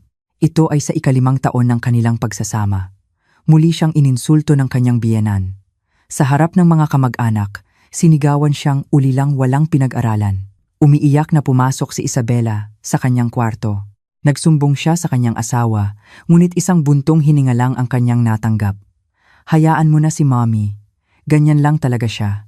Nang gabing iyon, naisip ni Isabela, hindi ito madadaan sa salita. Hindi ako mananalo sa emosyon. Kailangan kong humanap ng ibang paraan. Mula noon, nagsimula siyang magtala. Bumili siya ng isang maliit na kwaderno. Doon niya isinulat ang petsa, oras, lugar, at sitwasyon. Kung ano ang sinabi ng kanyang biyenan, kung sino ang mga nandoon, at kung ano ang kanyang naramdaman. Maingat niyang inayos ito na parang isang diary. Setyembre 15, 2012. Araw ng family reunion. Sa harap ng 12 kamag-anak, sinabi ng biyenan na ang ulila ay walang table manners. Nagtawanan ang dalawang hipag. Tahimik lang ang asawa. Enero 2, 2013. Kaarawan ng biyenang lalaki. Sa harap ng 23 bisita, tinawag ako ng biyenan na yung babae sa halip na sa pangalan ko. Hindi niya ako tinawag sa pangalan kahit isang beses. Dumarami ang mga tala. Kapag napupuno ang isang kwaderno, bumibili siya ng bago. Sa loob ng 5 taon, umabot sa 12 kwaderno. Nang malaman niya ang tungkol sa pagtataksil ng kanyang asawa, naging mas detalyado ang kanyang mga tala. Ang mga petsa kung kailan ginabi ng uwi si Miguel, ang mga text message na nakita niya sa cellphone, ang mga detalye ng credit card. Isinulat ni Isabela ang lahat. Hunyo 1, 2014. Umuwi ng 2 a.m. May amoy pabango ng babae sa suit at may bakas ng lipstick. Hulyo 22, 2014. Nakita ang text message sa cellphone. Isang pangalan, Katrina. I miss you tonight. Kung sino ang kabit, saan sila nagkikita, magkano ang ginagastos hindi alam ni Miguel, ngunit alam lahat ni Isabela. Ang mas mahalaga ay ang pera. Ang pamilya ng kanyang asawa ay gumamit ng pangalan ni Isabela sa iba't ibang transaksyong pinansyal. Ginamit nila ang kanyang selyo at pineke ang kanyang pirma. Pagbubukas ng bank account, pag-utang, pagsangla ng ari-arian. Lingid sa kaalaman ni Isabela, bilyon-bilyong piso ang pinag-uusapan. Nang malaman ito ni Isabela, natakot siya. Nangyayari ang lahat ng ito sa ilalim ng pangalan ko nang hindi ko alam. Ngunit agad niyang naisip, maaari itong maging isang sandata. Ang mga transaksyong hindi ko inaprubahan ay lahat iligal. Kinuha ni Isabela ang lahat ng record ng transaksyon.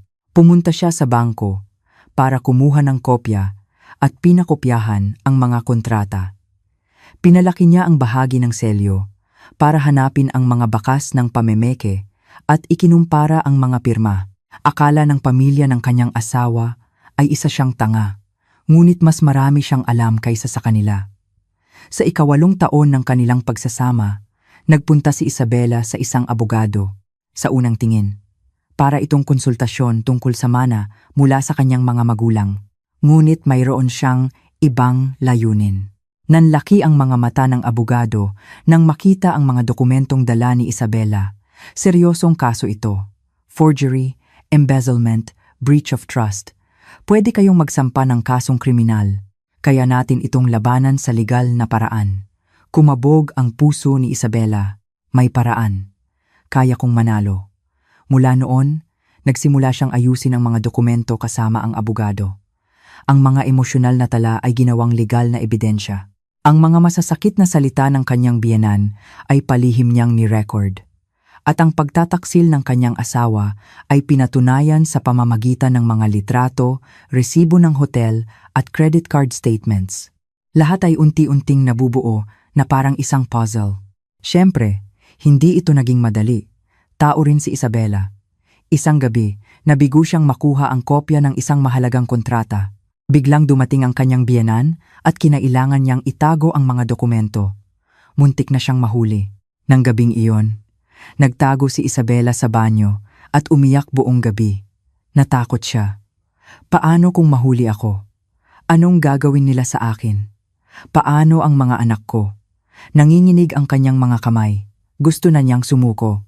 Kailangan ko pa bang gawin to? Hindi ba pwedeng magtiis na lang? Ngunit kinaumagahan, muli siyang bumangon. Hinugasan niya ang kanyang namamagang mga mata, nagluto, at inihanda ang mga bata para sa eskwela. Kahit tumawag ang kanyang biyenan para magbigay ng sermon. Opo, lang ang kanyang sagot. At pagkaalis ng mga bata, muli siyang nagsimulang magtala. Hindi emosyon. Proseso lang ang magliligtas sa akin. Paulit-ulit niya itong sinasabi sa sarili. Daan-daan, libu-libong beses. Habang nakatingin sa salamin, habang naghuhugas ng pinggan, bago matulog, ang mga salitang iyon ang nagpatatag sa kanya. Habang lalong ginigipit ni Miguel si Isabela, lalong tumitibay ang kanyang paghahanda. Nang subukan siyang palabasing may problema sa pag-iisip, mas naging kalmado si Isabela sa pagkolekta ng ebidensya. Kinuha niya ang kanyang medical records at mga tala ng konsultasyon sa psychiatrist. Kumuha rin siya ng medical certificate. Para sa huli, sa korte, mapatunayan kung sino ang normal at sino ang hindi. Kinukunan siya ng video ni Miguel. Kinukunan din siya ni Isabela. Ang pag-uwi ni Miguel ng lasing, ang pakikipag-usap sa kabit sa telepono, ang pagsigaw sa kanya lahat ay nakarecord. At pagkatapos ng paghihiwalay, tinawagan ni Isabela ang kanyang abogado. Pwede na po ba tayong magsimula? Opo, handa na ang lahat. Ang pagtatrabaho ni Isabela bilang janitor sa gusali ay hindi isang pagkakataon. Ang gusaling iyon ay mana mula sa kanyang mga magulang. Hindi ito alam ng pamilya ng kanyang asawa. Naniniwala silang ulila si Isabela at walang-wala. Ngunit bago mamatay sa isang aksidente ang mga magulang ni Isabela, binili nila ang gusaling iyon. Noong high school pa lang si Isabela, isang kaibigan ng kanyang mga magulang ang pansamantalang nangasiwa nito. At nang maging legal na edad si Isabela, inilipat sa kanya ang pagmamay-ari. Sinadya ni Isabela na magtrabaho bilang janitor para mapababa ang tingin sa kanya at maobserbahan ang sitwasyon. Kung sino ang interesado sa gusali, kung paano kikilos si Miguel. Lahat ng piraso ng puzzle ay nagkakatugma na. Ang nakatagong probisyon sa waiver ng paghihiwalay, ang mga iligal na transaksyong pinansyal ng kanyang biyenan, ang ebidensya ng embezzlement ni Miguel, isa na lang ang kulang na piraso. Isinara ni Isabela ang folder at bumulong. Handa na ang lahat. Mahigit 10 taon, 12 kwaderno, mahigit 100 audio files, 100 litrato, at 12 dosenang mga financial statements. Lahat ng ito ay mag-isa niyang inipon. Lihim, maingat, at tahimik. Masyadong matagal para tawaging isang simpleng paghihiganti. Ngunit alam ni Isabela, kung magmamadali siya, matatalo siya. Kung magpapadala siya sa emosyon, magkakamali siya. Kaya naghintay siya, hanggang sa dumating ang tamang panahon. Ang paghihiganti ay isinagawa ng walang ingay. Tahimik, dahan-dahan, at tiyak. Ang huling hakbang na lang ang natitira. Tumingin si Isabela sa labas. Palubog na ang araw. Namumula ang kalangitan. Nagpasya si Isabela na ibunyag ang katotohanan sa harap ng maraming tao. Tulad ng ginawa ni Miguel sa harap ng 500 bisita nang ipahayag ang kanilang paghihiwalay. Ilalabas din ni Isabela ang lahat sa publiko. Sa harap ng mga pinagkakautangan, mga mamumuhunan, at ng media, kinuha ni Isabela ang kanyang cellphone at tinawagan ang abogado. Handa na po ako. Mag-set na po kayo ng petsa. Narinig ang boses ng abogado sa kabilang linya. Sige po, itatakda ko ito sa Biyernes. Ibinaba ni Isabela ang tawag at sumandal sa kanyang silya.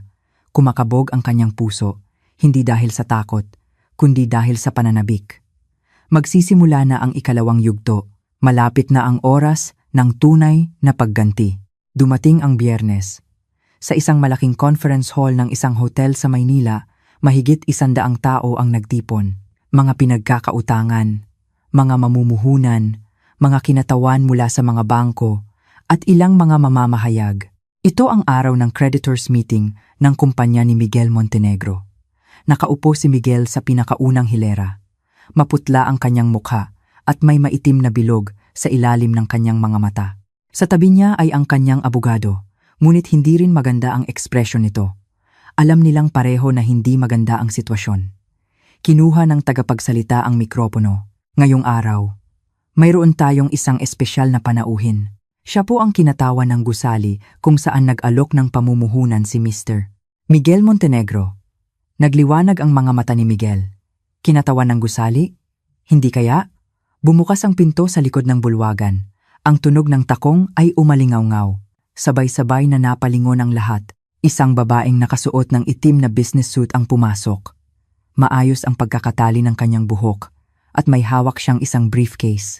Puno ng kumpiyansa ang kanyang paglakad. Si Isabela. Nanigas ang mukha ni Miguel na naman, bakit siya nandito? Hindi man lang tiningnan ni Isabela si Miguel at dumiretso sa entablado. Tumayo siya sa harap ng mikropono at tiningnan ang buong bulwagan. Mahigit 100 pares ng mata ang nakatutok sa kanya. Biglang tumayo si Miguel. Teka lang! Janitor lang yan. Naglilinis lang yan ng sahig sa gusaling yon. Matinis na umalingaw-ngaw ang kanyang boses. Nagsimulang magbulungan ang mga tao. Janitor? Ganyan ang itsura? Hindi natinag si Isabela. Hinintay niyang huminahon si Miguel. At dahan-dahan, nagsalita siya. Magpapakilala po ako. Mababa at mahinahon ang kanyang boses. Walang bahid ng panginginig. Ang pangalan ko po ay Isabela Reyes. Ako rin po ang dating asawa ni Mr. Miguel Montenegro. Muling nagkaroon ng bulungan sa bulwagan. Dating asawa? Bakit nandito ang dating asawa ng chairman? Kumuha si Isabela ng isang tumpok ng dokumento mula sa kanyang briefcase. At ako rin po ang tunay na may-ari ng gusaling tinutukoy ni Mr. Montenegro. Natahimik ang buong bulwagan, kahit paghinga ay hindi marinig. Namutla ang mukha ni Miguel. Ano? Ang gusaling ito ay mana mula sa aking mga magulang.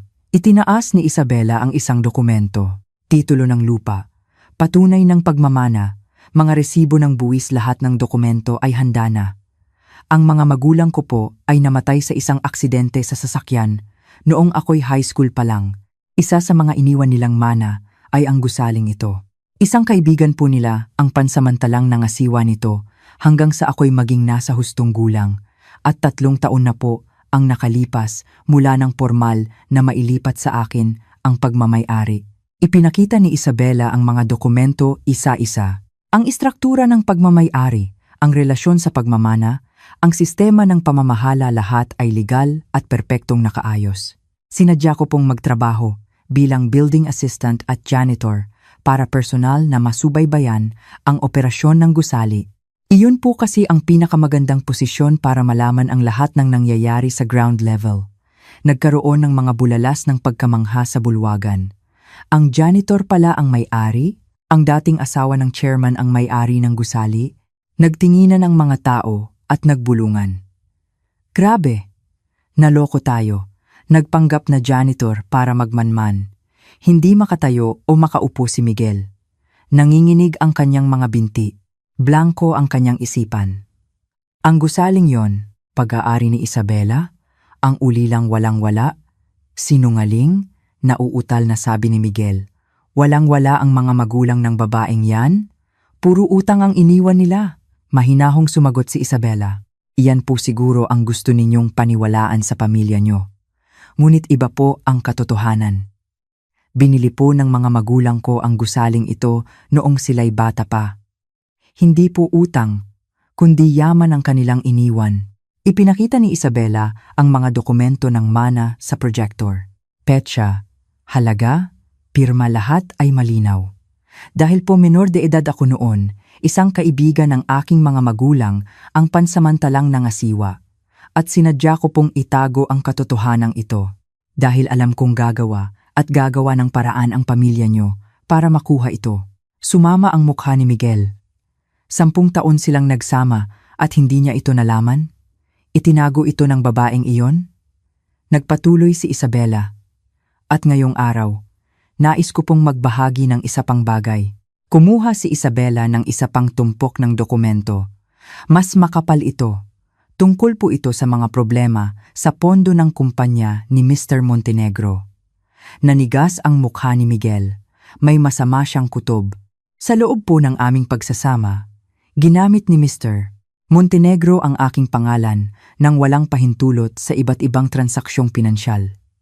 Nagbukas siya ng mga bank account, umutang, at nagsangla gamit ang aking pangalan. Ang kabuuang halaga po ay humigit kumulang 530 milyong piso. Lumakas ang bulungan. 530 milyon? Paggamit ng pangalan? Bukod pa po rito, napatunayan din na naglipat siya ng bilyon-bilyong pondo ng kumpanya sa kanyang personal na account. Ang mga kaugnay na dokumento po ay naisumiti na sa NBI. Mabilis na tumayo ang abogado ni Miguel. Teka lang, ito ay mga alegasyon lamang na hindi pa napatutunayan. Hindi ito maaaring pag-usapan sa ganitong pagtitipon, nang walang legal na proseso. Sa sandaling iyon, muling bumukas ang pinto sa likod. 6 na lalaking nakasuot ng suit ang pumasok. Ang lalaking nasa unahan ay nagpakita ng kanyang ID, National Bureau of Investigation. Mayroon po kaming search and seizure warrant para sa kumpanya ni Mr. Miguel Montenegro. Naging magulo ang bulwagan. Sunod-sunod ang flash ng mga kamera at nagsitayuan ang mga tao. Dumagsa ang mga mamamahayag sa harap.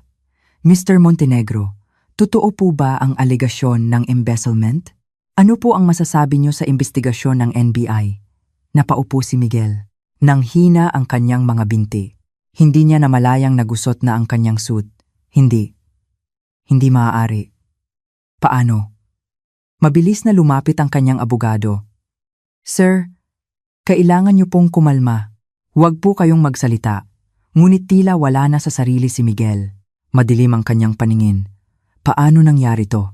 Saan ako nagkamali? Lumapit ang isang ahente ng NBI kay Miguel. Mr.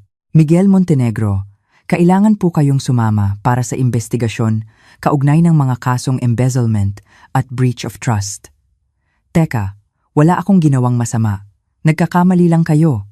Nagpumiglas si Miguel, ngunit walang nangyari. Tumayo ang mga ahente sa magkabilang panig niya. Sa sandaling iyon, nakita ni Miguel ang kanyang kabit na si Katrina. Nasa isang sulok siya ng bulwagan. Dahan-dahan siyang gumagalaw papunta sa exit. Namumutla ang kanyang mukha. Lumapit ang isang ahente kay Katrina. Miss Katrina, kasama rin po kayo sa investigasyon bilang kasabwat. Sumama po kayo sa amin. Isang tili ang kumawala sa bibig ni Katrina. Wala akong alam. Wala akong kinalaman diyan. Ngunit walang nakinig sa kanya. Hindi bumaba si Isabela mula sa entablado. Mayroon pa siyang huling sasabihin. Mr. Montenegro, tawag ni Isabela. Itinaas ni Miguel ang kanyang ulo habang napapaligiran ng mga ahente. Itinaas ni Isabela ang isang dokumento. Ito ang waiver na pinapirmahan sa kanya ni Miguel sa party ng kanilang paghihiwalay 2 taon na ang nakalipas. Naaalala niyo po ba ang dokumentong ito? Nanlaki ang mga mata ni Miguel. Sa waiver na ito, kayo po mismo ang pumirma. Sarili ninyong kamay. Binasa ni Isabela ang nilalaman ng dokumento. Inaako ang buong responsibilidad para sa lahat ng hidden assets at mga illegal na gawain sa pananalapi sa loob ng pagsasama. Kinukumpirma na lahat ng transaksyong pinansyal na isinagawa sa ilalim ng pangalan ng asawa ay ginawa sa ilalim ng sariling direktang utos. Sumama ang mukha ni Miguel. Ganoon pala ang nilalaman noon? Ang dokumentong pinirmahan niya ang siyang gumigipos sa kanya ngayon. Ibinigay niyo po sa akin ang dokumentong ito para ako'y sumuko. Ngunit hindi niyo po binasa ang nilalaman. Masyado po kayong naging kampante sa inyong tagumpay. Mahinahon pa rin ang boses ni Isabela. Walang emosyon. Kayo po ang pumirma sa dokumentong ito. Kayo po mismo ang gumawa ng ebidensya laban sa inyong sarili. Hindi na makapagsalita si Miguel. Wala nang takas. Tapos na ang lahat. Hinawakan ng mga ahente ang braso ni Miguel. Sumama na po kayo. Yumuko si Miguel. Pasuray-suray siyang lumabas ng bulwagan. Walang tigil ang flash ng mga kamera. Ang headline ng mga diaryo bukas ay sigurado na. Ang mga natirang tao sa bulwagan ay nakatingin kay Isabela, ang babaeng naglilinis ng sahig, ang kaawa-awang dating asawang pinalayas. Ang babaeng iyon ang bida ngayon. Inayos ni Isabela ang kanyang mga dokumento at nagsalita. Nagpasya po akong hindi lumaban sa pamamagitan ng salita. Sa halip, itinala ko po ang lahat. Tiningnan niya ang buong bulwagan. Hindi po dapat minamaliit ang kapwa. Dahil lahat po ay naitatala. Bumaba si Isabela mula sa entablado. Ang tunog ng kanyang takong ay umalingaw-ngaw sa tahimik na bulwagan. Nagbigay daan ang mga tao. Tinitingnan nila si Isabela na para bang isang taong galing sa ibang mundo. Ang ganap na pagganti ay nangyari na. Hindi ito magarbo, walang sigawan, walang luha, walang away. Hindi ngumiti o umiyak si Isabela. Mahinahon niya lang sinabi ang katotohanan. Ngunit mas tiyak ito kaysa sa anumang paghihiganti. Si Miguel ay biktima ng sarili niyang pinirmahan. Lahat ay nawala sa kanya dahil sa babaeng kanyang minaliit. Ang babaeng tinawag niyang janitor ay mas marami palang pag-aari kaysa sa kanya. Binuksan ni Isabela ang pinto ng bulwagan at lumabas. Sumalubong sa kanya ang sikat ng araw, isang mainit na sikat ng tagsibol. Ipinikit ni Isabela ang kanyang mga mata at huminga ng malalim. Ang mabigat na bato sa kanyang dibdib ay tila unti-unting natutunaw. Tapos na. Sa wakas, tapos na. Mahigit 10 taon. Isang panahon ng pang-iinsulto, luha, at pagtitiis. Ngunit tiniis ni Isabela ang lahat. Lumaban siya hindi sa pamamagitan ng emosyon, kundi sa pamamagitan ng mga tala. Hindi sa pamamagitan ng galit, kundi sa pamamagitan ng proseso. At nanalo siya. Tumingala si Isabela sa langit. Isang maaliwalas na langit na walang ulap. Mama, Papa, nagtagumpay po ako. Bumulong siya sa kanyang isipan. Isang pagbati na matagal na niyang hindi nagawa. Lumipas ang 6 na buwan. Ang kumpanya ni Miguel ay tuluyang nabuwag sa ilalim ng legal na proseso. Embezzlement, breach of trust, forgery, tambak-tambak ang mga kaso. Humaba ang paglilitis. At malinaw ang naging resulta. Hinatulan si Miguel ng 5 taong pagkakakulong. Ang pangalang Montenegro ay wala ng kapangyarihan. Dati, ang pangalan na iyon ay nagbubukas ng lahat ng pinto. Ang mga bangko, politiko, at media ay yumuyukod sa kanya. Ngunit ngayon, walang sino mang pumapansin kay Miguel. Wala man lang bumibisita sa kanya. Si Katrina, ang kanyang kabit, ay tinalikuran siya sa gitna ng paglilitis. Para mabawasan ang kanyang sariling sentensya, ibinunyag niya ang lahat ng krimen ni Miguel. Nang magtama ang kanilang mga mata sa korte, umiwas si Katrina. Walang pag-ibig, pera lang mula sa simula. Nagkawatak-watak din ang pamilya Montenegro. Sinisi ng ina si Miguel, at ang mga kapatid na babae ay nagsisihan. Nag-away-away sila para sa natitirang yaman. Ang pamilyang dating nagkakaisa sa ilalim ng isang pangalan ay naging magkakaaway dahil sa pera. Kung inayos mo lang sana, hindi tayo aabot sa ganito. Ikaw kaya ang laging humihingi ng pera. Anong ginawa mo? Walang katapusan ang kanilang pag-aaway. Sa huli, tuluyang bumagsak ang pamilya Montenegro. Ang kanilang marangyang mansyon ay narimata at nagkanya-kanya na sila ng landas. Narinig ni Isabela ang lahat ng balitang ito mula sa malayo. Walang saya ng paghihiganti. Hindi siya nakaramdam ng ginhawa. Mahinahon lang siya. Tapos na ang lahat. May mas mahalagang bagay para kay Isabela, ang kanyang mga anak. Nagkaroon ng muling pagdinig sa korte para sa kustudiya.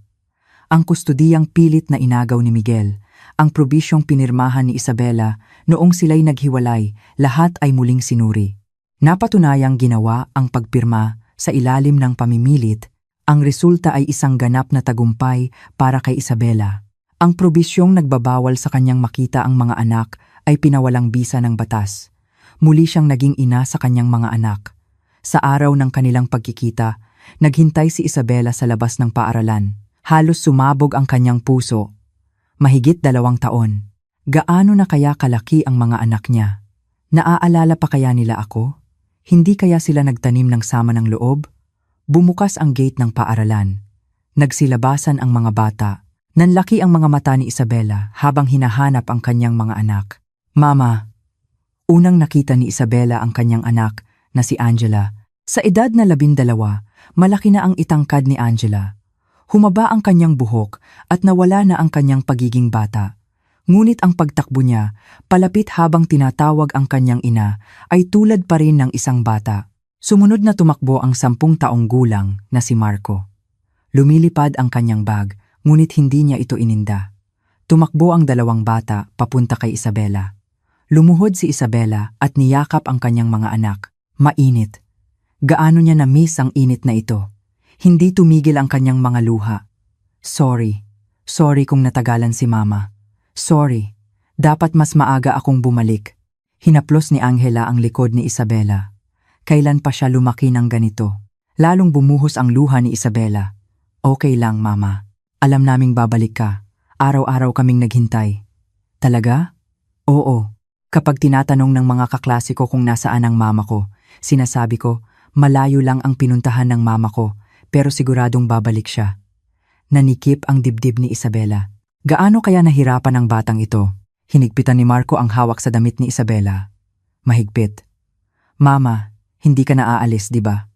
Oo, hindi na. Hinding-hindi na. Promise? Inilahad ni Isabela ang kanyang hinliliit.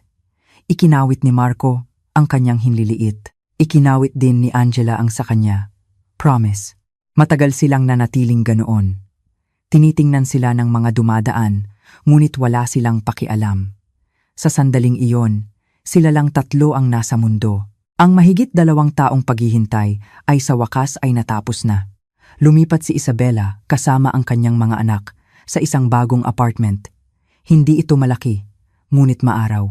Inayos niya ang kwarto ng mga bata. Sabay-sabay silang kumain at tinulungan sila sa kanilang homework. Isang ordinaryong buhay ang nagsimula. Hindi na nagsusuot si Isabela ng uniforme ng janitor. Ipinasa niya ang pamamahala ng gusali sa administrator at nagtrabaho na siya sa opisina. Nagsuot siya ng business suit, dumalo sa mga pulong at gumawa ng mga mahahalagang desisyon. Lahat ay tumatawag sa kanya ng Ma'am Isabela o Ma'am. Ngunit paminsan-minsan, kapag dumadaan sa lobby, napapahinto si Isabela, kumikinang ang marmol na sahig. Maingat na nilinis ng isang janitor. Matagal niyang tiningnan ang sahig.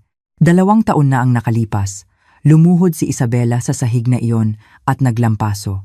Ininsulto ng kanyang dating asawa at binuhusan ng kape ng kabit nito. Lahat ay tumawag sa kanya na janitor. Isang kaawa-awang babaeng walang-wala. Ngunit tiniis ni Isabela ang lahat. Habang nililinis ang sahig na ito, hindi niya kailanman isinuko ang kanyang sarili. Ang lugar na ito ay patunay ng panahong kanyang tiniis. Ngumiti si Isabela. Isang mapait ngunit mainit na ngiti. Sa sandaling iyon, lumapit ang isang janitor. Isang ale na nasa 50s. Nang makita si Isabela, mabilis siyang yumukod. Ma'am, pasensya na po. Nakaharang po ako. Inilahad ni Isabela ang kanyang kamay. Hindi po. Ako po dapat ang unang bumati. Nanlaki ang mga mata ng ale. Ang may-ari, unang bumabati sa isang janitor. Salamat po sa inyong pagod. Dahil po sa inyo, laging malinis ang lobby. Taos-pusong sabi ni Isabela. Namula ang mga mata ng ale. Salamat po, ma'am. Minsan, kinausap ni Isabela ang lahat ng empleyado. Ang isang tao ay hindi dapat husgahan base sa kanyang trabaho. Ang mga naglilinis, Ang mga guwardiya lahat sila ay mahalagang bahagi ng gusaling ito.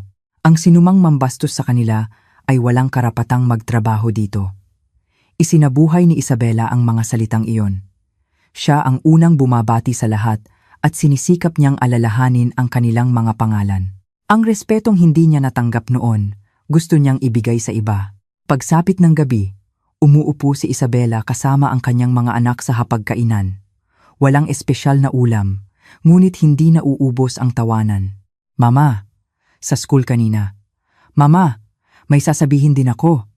Nakikinig si Isabela sa mga kwento ng kanyang mga anak at tumatango. Alam ni Isabela kung gaano kahalaga ang ordinaryong buhay na ito. Dahil dito, tiniis niya ang 10 taon. Si Isabela ay hindi na manugang ninuman, hindi na dating asawa, hindi na janitor. Siya na si Isabela Reyes. Ina ng kanyang mga anak, may-ari ng isang gusali, at bida sa sarili niyang buhay. Ang mga taong mapangmata ay nawalan ng lahat. Si Miguel ay nasa kulungan, ang kanyang ina ay nasa isang nursing home, at ang kanyang mga kapatid na babae ay nagkawatak-watak. Ang marangyang pamilya Montenegro ay naglaho na. Ang natira ay isang tahimik ngunit matatag na buhay. Ang paggising sa umaga, paghahatid sa mga bata sa eskwela, pagtatrabaho, at sabay-sabay na pagkain sa gabi, isang ordinaryong araw. Ang mga araw na iyon ang bumuo sa bagong buhay ni Isabela. Isang gabi, umakyat si Isabela sa rooftop. Tulog na ang mga bata. Ang tanawin ng lungsod ay nasa ilalim ng kanyang mga paa. Ang mga kumikinang na ilaw ay parang mga bituin. Sumandal siya sa rehas at matagal na nakatayo, umihip ang malamig na hangin. Bigla niyang naalala ang nakaraan. Ang unang araw na tumayo siya rito. Nakasuot ng uniforme ng janitor, hawak ang isang bungkos ng susi, at may mabigat na kalooban habang tinitingnan ang siyudad. Noon, hindi niya akalaing darating ang araw na ito. Bumulong si Isabela, kayong mga nang maliit sa kapwa. Sa huli, sa kapwa rin kayo natalo. Tinawag ni Miguel si Isabela na janitor. Isang ulilang walang pinag-aralan. Isang babaeng walang-wala, ngunit sa taong kanyang minaliit, nawala ang lahat sa kanya. Ganoon din ang kanyang ina at mga kapatid na babae. Ang mga taong hindi itinuring na tao ang kanilang manugang. Ang mga nang insulto dahil sa kanyang pinagmulan. Lahat sila ay nawalan ng posisyon. Pinatunayan niya na kapag minaliit mo ang kapwa, babalik din sa iyo ang lahat. Umihip ang hangin at ginulo ang kanyang buhok. Ipinikit ni Isabela ang kanyang mga mata. Naalala niya ang mukha ng kanyang mga magulang. Isang malayong alaala ng kanilang mga batang mukha. Mama, Papa, maayos po ang buhay ng anak nyo. Iniingatan ko po ang iniwan nyo. Malulusog din po ang inyong mga apo. Nag-init ang kanyang mga mata, ngunit hindi dahil sa lungkot, isang mainit na pakiramdam. Ito na talaga ang katapusan, at kasabay nito, isang bagong simula. Mama! Narinig ang boses ni Angela mula sa ibaba. Mama, nasaan ka? Magsisimula na yung movie. Ngumiti si Isabela at sumagot. Pababa na! Pagbaba niya ng hagdanan, naghihintay ang mga bata sa sala. May hawak silang isang mangkok ng popcorn at nakaupo sa sofa. Mama, bilis! May pwesto ka na dito! Itinuro ni Marco ang gitna ng sofa. Umupo si Isabela sa pagitan ng kanyang mga anak. Sumandal sila sa kanya. Mainit. Nagsimula na ang pelikula. Nagtawanan ang mga bata at nakitawa na rin si Isabela. Isang ordinaryo, ngunit mahalagang gabi. Para sa ordinaryong gabing ito, tiniis niya ang 10 taon. Mahirap, malungkot, at nakakatakot. Ngunit hindi siya sumuko. Kaya siya nandito ngayon. Hinaplos ni Isabela ang buhok ng kanyang mga anak. Ito pala ang tunay na kaligayahan. Naintindihan ni Isabela. Hindi niya kailangan ang karangyaan ng isang milyonaryong pamilya, mga designer na gamit, o malaking bahay. Ang isang ordinaryong buhay, kasama ang mga taong mahal niya iyon, ang tunay na kaligayahang natagpuan ni Isabela. At mayroon siyang lakas para protektahan ang kaligayahang ito. Hindi na niya hahayaang agawin ito ni numan. Niyakap ni Isabela nang mahigpit ang kanyang mga anak at nangako sa sarili. Mabubuhay tayo ng maayos, tayong tatlo, At dito nagtatapos ang ating paglalakbay kasama si Isabela. Habang pinoproseso mo pa ang lahat, nais kong sandaling kumatok sa iyong puso. Nasaan ka man sa mundo ngayon? Ano man ang iyong ginagawa? Nasa loob ka man ng maingay na bus pa uwi, nagpapahinga sa iyong silid, o nagkakape sa isang maliit na sulok, nais kong itanong, kumusta ang iyong puso pagkatapos marinig ang lahat? Mabigat ba?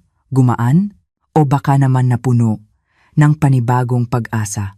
Ang kwento ni Isabela ay isang paalala na ang tunay na halaga ng isang tao ay hindi kailanman nasusukat sa kanyang kasuotan, yaman o sa tingin ng iba.